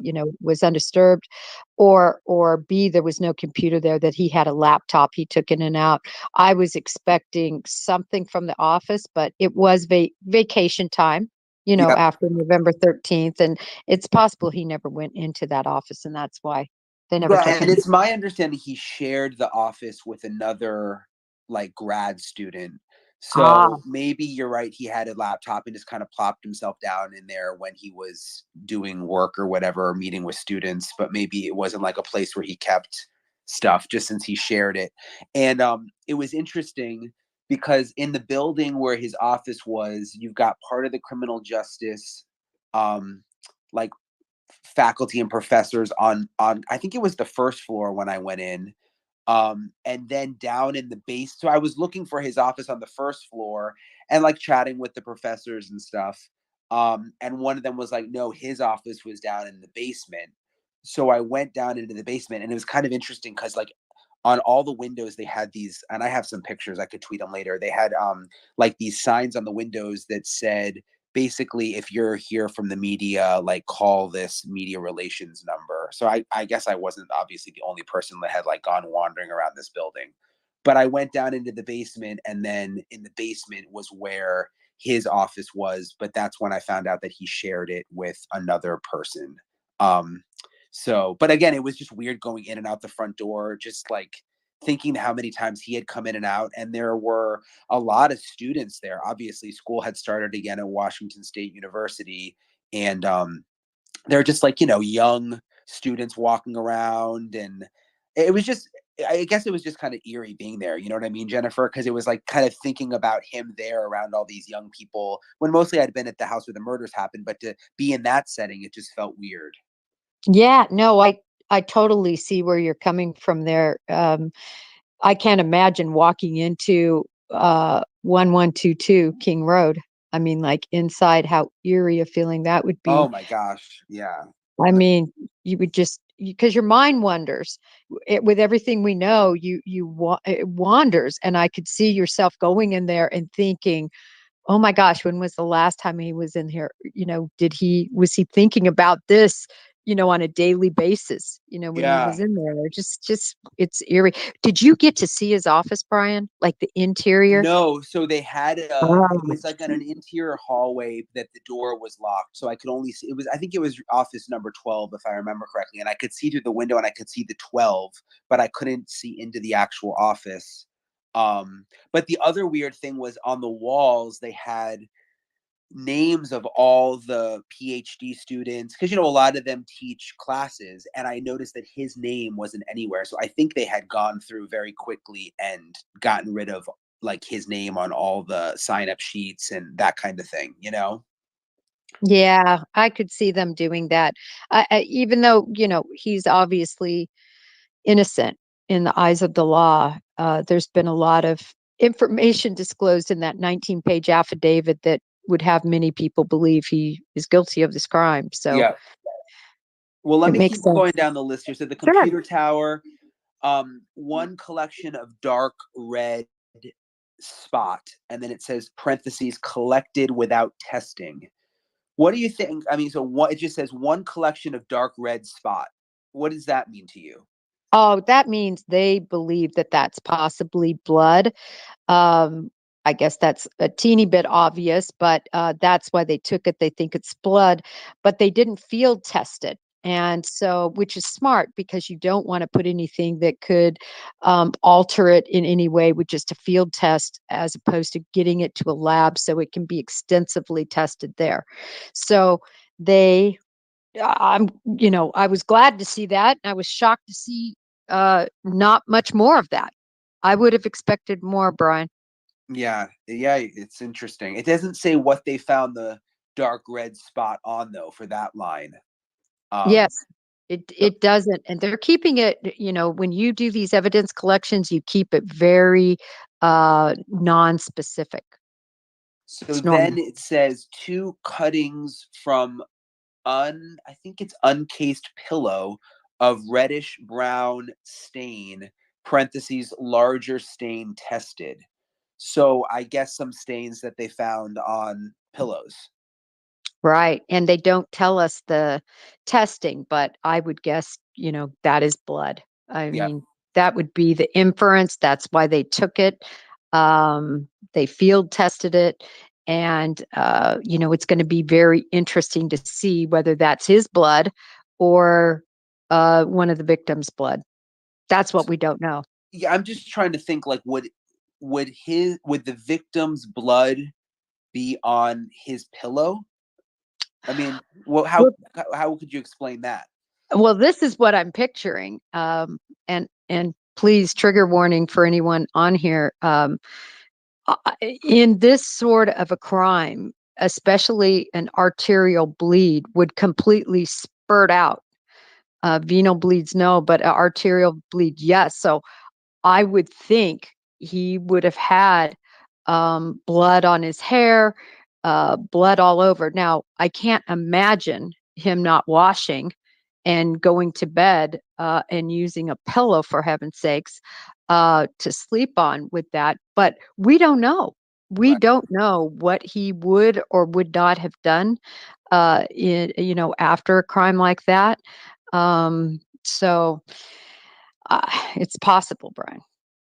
And then the last item here, two top and bottom of mattress cover packaged separately, both labeled C, multiple stains. So two top and bottom mattress, I guess it mattress covers. It's kind of weird the way it's written. Um, so multiple stains on mattress covers. That something, and then it says parentheses one tested. So I guess the same thing. It could be something connected. Right. I mean, what did he? I don't know whether we don't know what he used that for.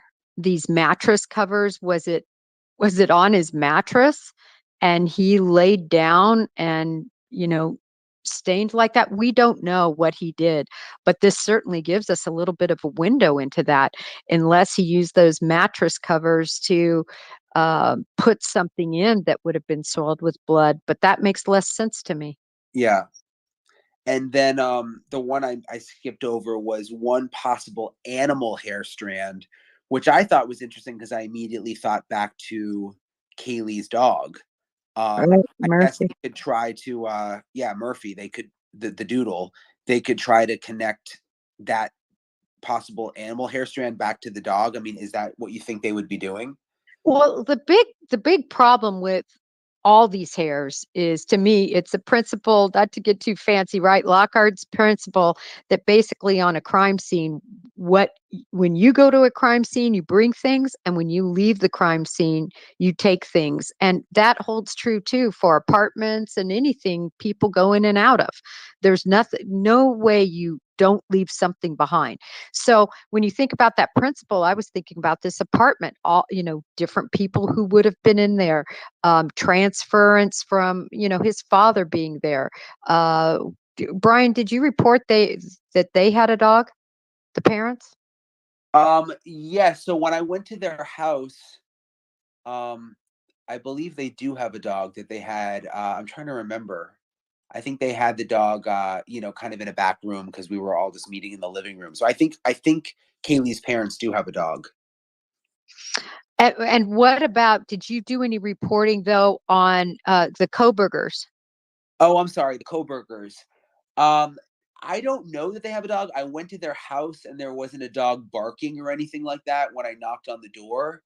Um, so I don't know, but they definitely. I mean, there wasn't I didn't see a dog or any signs of a dog, but there could have just had like a quiet dog.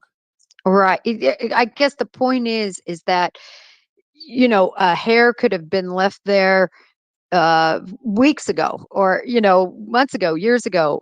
So it'll be interesting to see if that dog hair pans out to be anything of importance, and that is the same goes for all of those hairs, Yeah.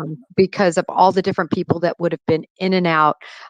But you never know. The other thing is, just with Murphy, my understanding is one of the biggest pluses about a doodles are they don't shed. Right, right. That's a good point. So there Um, wouldn't be as much hair, right, there wouldn't, and but they we still don't. shed a little. Yeah, I mean, it's going to be very interesting to see what these hairs test to, and of course, they could just be Brian's. They could be the father's. So many possibilities, but at least they took them. I'm just quite frankly surprised there's not uh, more hairs. Well, one With thing I fiber. was surprised because Nancy Lou was out there and got all that video outside the apartment when they were pulling out all of the boxes and stuff, the police, Yes.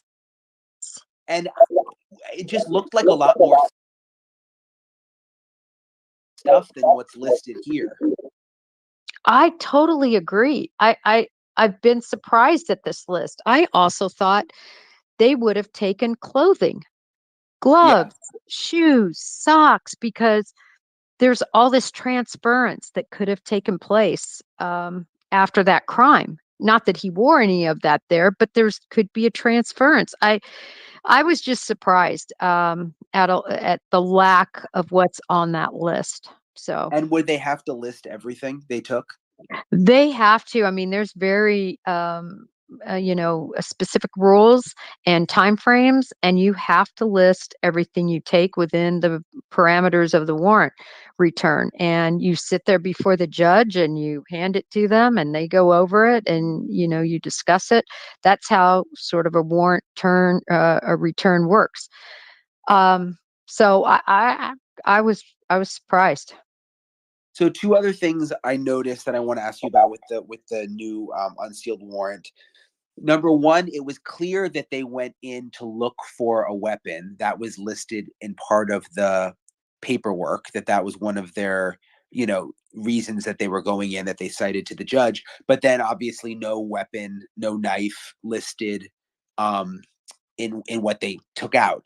So I'm assuming that means that we still don't have a murder weapon at this point, at least that we know of. You're right, Brian. We don't, that we know of, unless it was recovered at the parents' house or in the car, because we haven't seen those warrant returns. I've always been of the belief he would have hid that or buried it, saved it. Certainly, if he ever had any predisposition to commit another crime, but we don't know. But certainly, I think many people thought it could have been in his apartment, and the smoking knife was not there. Yep. If anyone has any questions for Jennifer, you can just comment underneath the like on the tweet where I tweeted this spaces, and I'm going to go through those in a second. But one other thing I wanted to ask you about, Jennifer, was when I was reading over everything, there was one part where it said that the victim's home contained a, quote, significant amount of blood, spatter, and cast off. And again, this was in when they were writing up why they needed to search the apartment. We don't have the autopsy reports. We've heard from the families that this was a brutal murder, but this was one of the first times I think I had read it in black and white when they said, quote, significant amount of blood, spatter, and cast off. Right. It's, it was important to put that in the warrant paperwork, because they need to prove the and for the judge to see the violence that was there and why this spatter and cast off could be transferred. So it was important for them to put that verbiage in there. But it certainly paints that picture for all of us, right, of the brutality that took place. And as I said, you would believe, based on what happened, that he hit arteries, and arteries are going to spurt and splatter like that. Yeah, spatter and then cast off. Is that a common term to use? I'd never heard of that. I have to tell you that I haven't heard that particular verbiage, but how I read that is, I think of spatter as being more small, little, spatter, smaller, and then Yeah. I think of cast off as being a larger cast of blood. Let me read through some of these comments. Sorry, I think there's a little bit of an echo that I have. I don't know why, but a lot of people are saying he could have used the mattress pads as seat covers, which is kind of interesting. I hadn't thought of that. But why would you bring them back? Right. You wouldn't bring that back. That's why, you wouldn't use it to dispose of anything and then empty out, say, your clothing and then bring that back.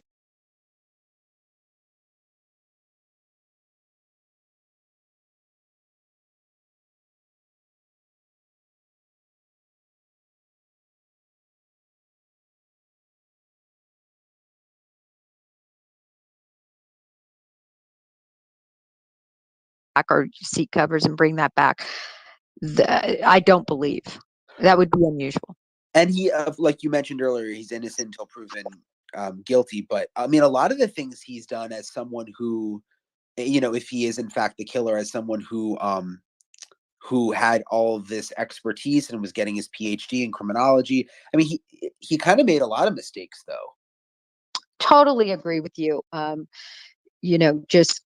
always say a lot of people are good behind the keyboard, behind the pencil, they're book smart, but he didn't think through, I don't believe, a lot of his moves. And that's part of being a narcissist too, right? He thinks he's going to get away with it. He fantasizes about it and he plays it through thinking, oh, nobody's going to see this car, and doesn't think about dropping the sheath or it dislodging. And then here we are using his phone, as opposed to another phone, thinking turning it off wouldn't be a red flag. So he made a lot of mistakes. I wonder if that'll end up being a defense. A defense attorney could say, look, this guy has been studying this for years, and why would he, if he actually did it, why would he have made all these mistakes? Well, I will say, just because that's my major too, and again, I don't have a PhD or wasn't working on a PhD, and I don't have a master's, but in studying it as my undergrad degree, you really don't study how to commit crimes. You certainly study the criminal justice system. You study law. You study the administration of criminal justice, but there's really, I can think of a deviant behavior class I took where we in depth studied serial killers and sexual crimes and things like that. But it's not the mainstay of what you study. I think it gave him somewhat of a leg up understanding the criminal justice system, but I don't think it gave him much of a leg up on how to commit this crime. Yep, that makes sense. Mariah on Twitter said, do you think he dropped the knife on the long route back to his house after the murders? So I drove that route, Jennifer. I don't know if you saw that. There was one night on Banfield, we drove the route that he took, which was so interesting because it was like this really, really roundabout way to get from the house where the murders happened in Moscow to his apartment in Pullman. Like he went way out of the way, way down this country road in the middle of nowhere that took, I think it ended up taking us like 25 minutes where it would have taken like 10 minutes if you just went the straight route. But I was thinking if he did throw the knife out the window, it was all like country farmland. I mean, it seems like a really big, long area for them to search. And we never saw anyone out there on the side of the road or heard, we probably would have gotten a tip or something if they were out there looking. Right. That would be so vast for them to search. And, I've always been of the belief that when he left, like you said, in seeing how elongated that route was, that he stopped and buried or stopped and otherwise disposed of the, large part of what was incriminating, inclusive of that knife. Yeah. So someone was smart and just posted pictures from when Nancy got all that video of them pulling stuff out. And now I'm looking, it took some screen grabs. Some of it is the stuff I can see, the computer tower. I think a lot of it would they have brought a lot of supplies in when they were doing the search warrant, like bags of stuff, paper bags of stuff? Always. Yes. You have your tech kit and, yes, you do. Boxes and these leather suitcase, briefcase things we discussed at another time. When you saw somebody bring that in, I don't remember when you saw that agent go in or crime scene. Yep. Analyst go in, and I described that as, oh my gosh, that's what was in my trunk of my car for years.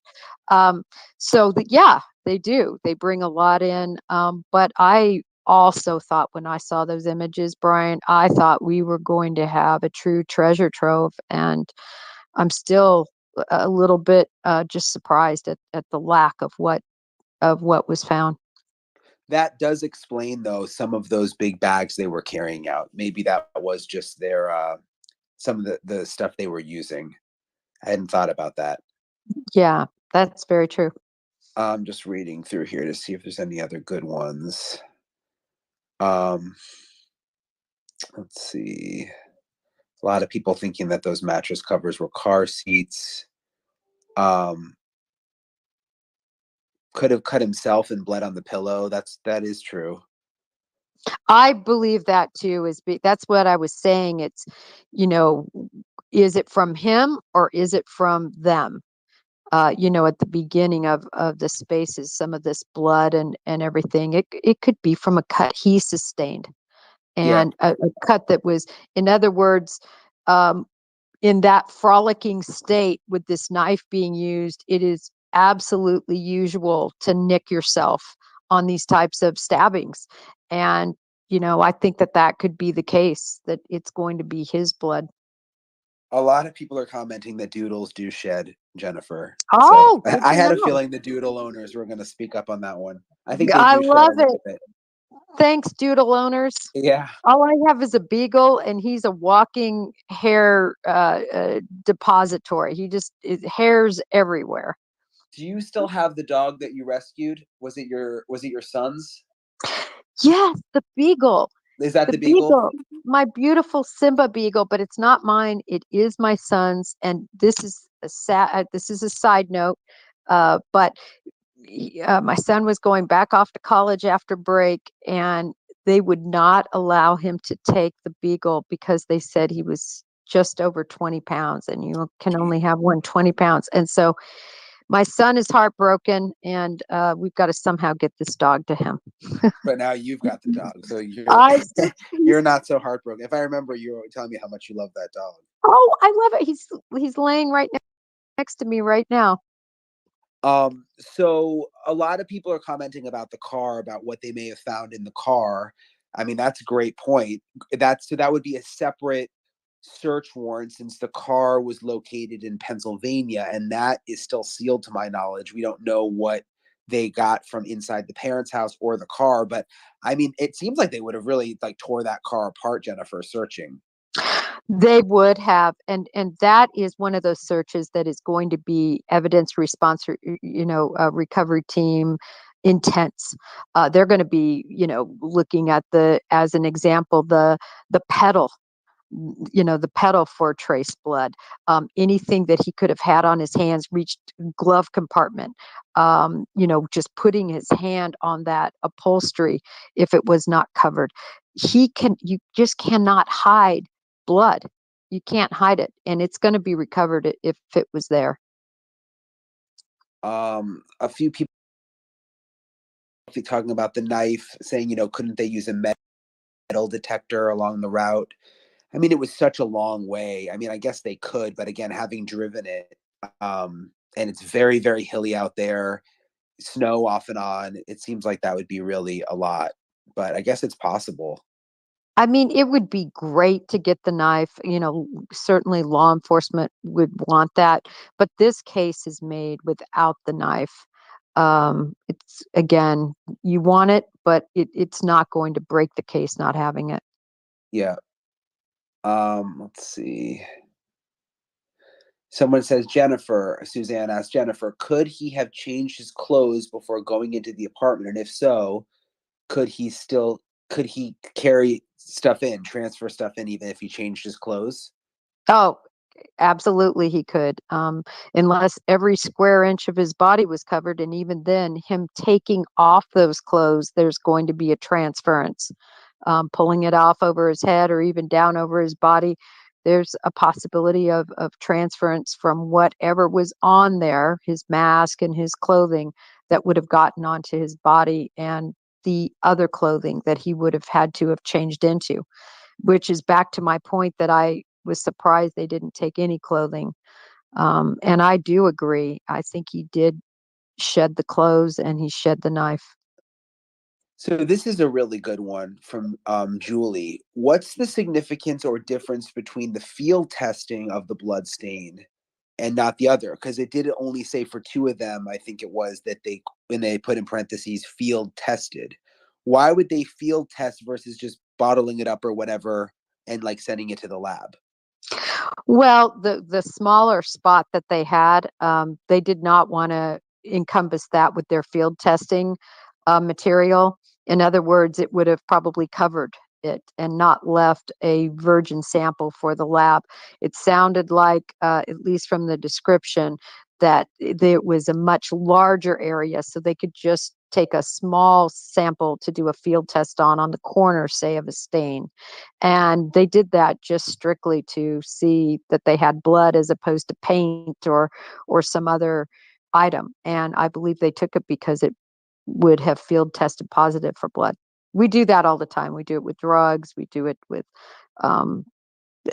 blood, and it's normal to field test it. You don't want to bring something back that ends up being, as an example, powdered sugar, and you think you have cocaine. Yeah. Let's see what else there is here. Uh, the knife. A lot of people interested in the knife. Did anything else stand out to you, Jennifer? We didn't talk about. I know you No, were there too. not really. I think hopefully, everybody's concerned about there was a time, and me included, based on the fact that it seemed like a separate warrant language about being dangerous and danger to the people. Do you know what I'm talking about, Brian? But that's Yeah. because all that language occurred prior to the arrest. These warrants were written prior to the arrest. There wasn't anything separated out. It was part of this boilerplate language for the the warrant information. So does that make sense? I never Yeah. No, understood it does. why they took so long on the affidavit, since the other affidavit was released, and really that's the meat and potatoes, right, of this warrant as well. But I think it was just an administrative situation, and that's why we haven't seen Pennsylvania too. Well, and there's so much we don't know. Like obviously we got the probable cause affidavit. We have this little search warrant, which gives us a few more details. But I think like we all forget sometimes, not you so much because you've done this more intimately, but been on the other side. But like there's still so much we don't know. That I guess a lot of it will come out at that preliminary hearing in June. I 100% agree with you, Brian. But remember that probable cause hearing, or that's what we call it in the federal system, but they call it a preliminary hearing. It it's going to be limited to the 19 pages, which is still a lot. Normally, a probable cause affidavit is about 3 to 5 pages, if that, because it's really just the lowest threshold of cause that you need. But all that aside, that's what they're going to be limited to examining, and the defense is going to try to get way outside of that, but they'll be reeled back in. Right. Yeah, that's going to be really interesting. Just reading here to see if there's anything else anyone had. I think that pretty much covers though. I just wanted to get on here. Thank you, Jennifer, for doing it. I just wanted to explain to everyone. You can read the if you want to read the full search warrant. I put a link on my Twitter. It's on newsnationnow.com. Again, a lot of it is repetitive from the probable cause affidavit, but there are some new nuggets in there for sure. You just kind of have to read it closely. So thank you for coming on, Jennifer. No, thank you, and thank you, Twitter Nation. Yeah. I love Twitter. I love you know what I love, Brian? These Everybody involved, they are so invested. They know so many facts and so many details, and such big thinkers too. I just love it. They bring all their experience into these cases, and so big shout out for everybody who took the time to listen in tonight. Yeah, they think of, I mean, everybody on here thinks of things that I would never think of in terms of questions. And like you said, everybody has their own life experiences that they bring to this, which really adds so much, I mean, it's like we don't know everything, and it's like you can't think of everything, and people really help out. We'll be on this obviously this week. If anything else develops, I was telling Jennifer I'm going to be going to South Carolina this weekend for the Alec Murdaugh trial, which, if you've been following that, is a really crazy story in South Carolina. That starts on Monday with jury selection, and we're doing a big special Sunday night on News Nation, which will be anchored by Marnie Hughes. That'll be part of that'll be Sunday night. So that'll be crazy, and that'll kind of take over my life starting next week. But we'll still be on this covering, anything that comes out. I think it's going to be pretty slow until June, but we may get little things here and there. So Like the Pennsylvania warrants, the car. yeah, the Pennsylvania warrants, and I was in touch with people in Pennsylvania today. It's hard. I mean, in Idaho, it's hard, obviously, because of the gag order. And then in Pennsylvania, even people who can talk are nervous. So it's a tricky one. Right. Well, I'll be tuning into your Sunday night special, and that's an important case. That's a crazy case. So I look forward to listening to that coverage, Brian. I need you to get up to speed on that, Jennifer, so I can ask you a million questions about it. You bet. All right. Thank All you right. Have a again. good night, Jennifer. Have a good All night, right. everybody, and I'll talk to you guys soon.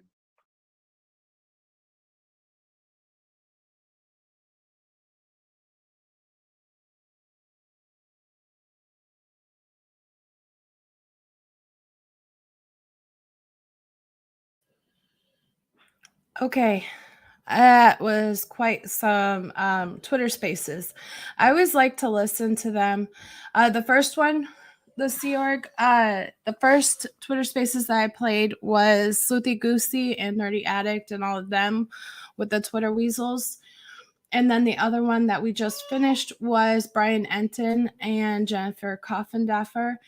And I kind of like to listen to other perspectives and aspects because then it gives you some information and to be able to juggle some thoughts in your head of other possibilities that you might have not thought of, and opening the horizons to motives, ulterior motives, and the process of everything, because everybody has had different life experiences with certain evil people, and you learn new stuff. If you keep your mind into what you just think, then you might not be able to broaden your horizons on profiling or understanding the crime itself and victimology, which is definitely a big part of it as well, and the awareness and education. So thank you everybody for joining me. I am possibly, if you're interested, let me know. I can come back live with the affidavits of who was asking earlier that wanted to read through them. I have all of that on my computer. So thank you for all of the love, the support, tuning in. We are at 3 hours and 43 minutes. Holy bejesus. But thank you. And if you guys want to voice your story as you did in chat, send me an email. And you want a Sea Org reading? Okay, send me an email. I'll be happy to do a reading. I do them off of StreamYard because it is more functional than Zoom. Zoom has too much of a lag.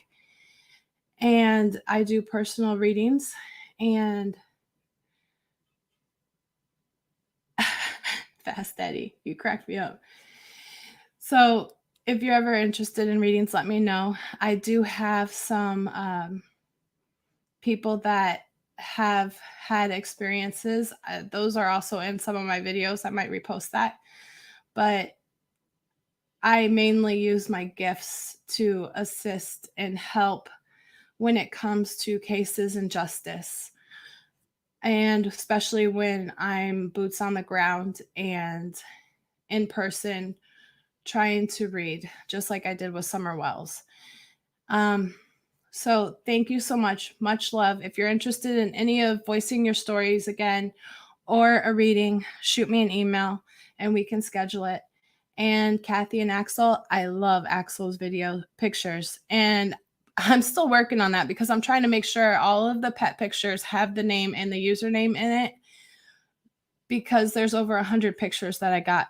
So that is a work in process unless we do like a few. Yes, I can always reshare the Summer videos as well, but I do have a playlist with Summer in it and Michael Vaughn. The Twitter Weasels and the first Twitter Spaces, they were also who I worked with for Michael Vaughn. So we are well versed in the Idaho laws and the processes, because we're still watching Sarah and Stacy Wandra with Michael Vaughn. So if you want your story to be told, I'm always very interested in listening to that. If you have any questions on cases, I do have playlists. I have to update them, but I do cover predominantly children because they are the innocent with no voices. And those ones are the ones that hit home to me. And it's always been a mission of mine to be a voice for the voiceless which are the children. Adults can always be a voice, or the ones that have gone cold. Yes, you can absolutely do that. We can always do a recording even and mask your voice. So good. I did set up a bot, but I have to update my links, and I have to update everything because it was doing it too frequently. You just need to get to work easy now with your muscles, your big guns. Yes, I truly believe in being a voice for the voiceless, or the ones that aren't able to voice, especially kids that are nonverbal or under the age of being verbal. That hits home. And that's always been a passion of mine. I used to help and take care of adoptive kids or kids that were in the system. I used to help. And it's always been a big part. And there's a lot of holes in the system of things could have been prevented, So that, yeah, the cases are hard and draining, but in the hindsight, it keeps their voice out there and not forgotten. So if you ever have a case that you want me to look into, I'll be happy to do a little investigation. It's hard pending the twins. But then again, if you need anything, you have my email, you have my information, and I will see you all on the next live. Thank you again. Much love. And I love you all. You guys are amazing. Peace.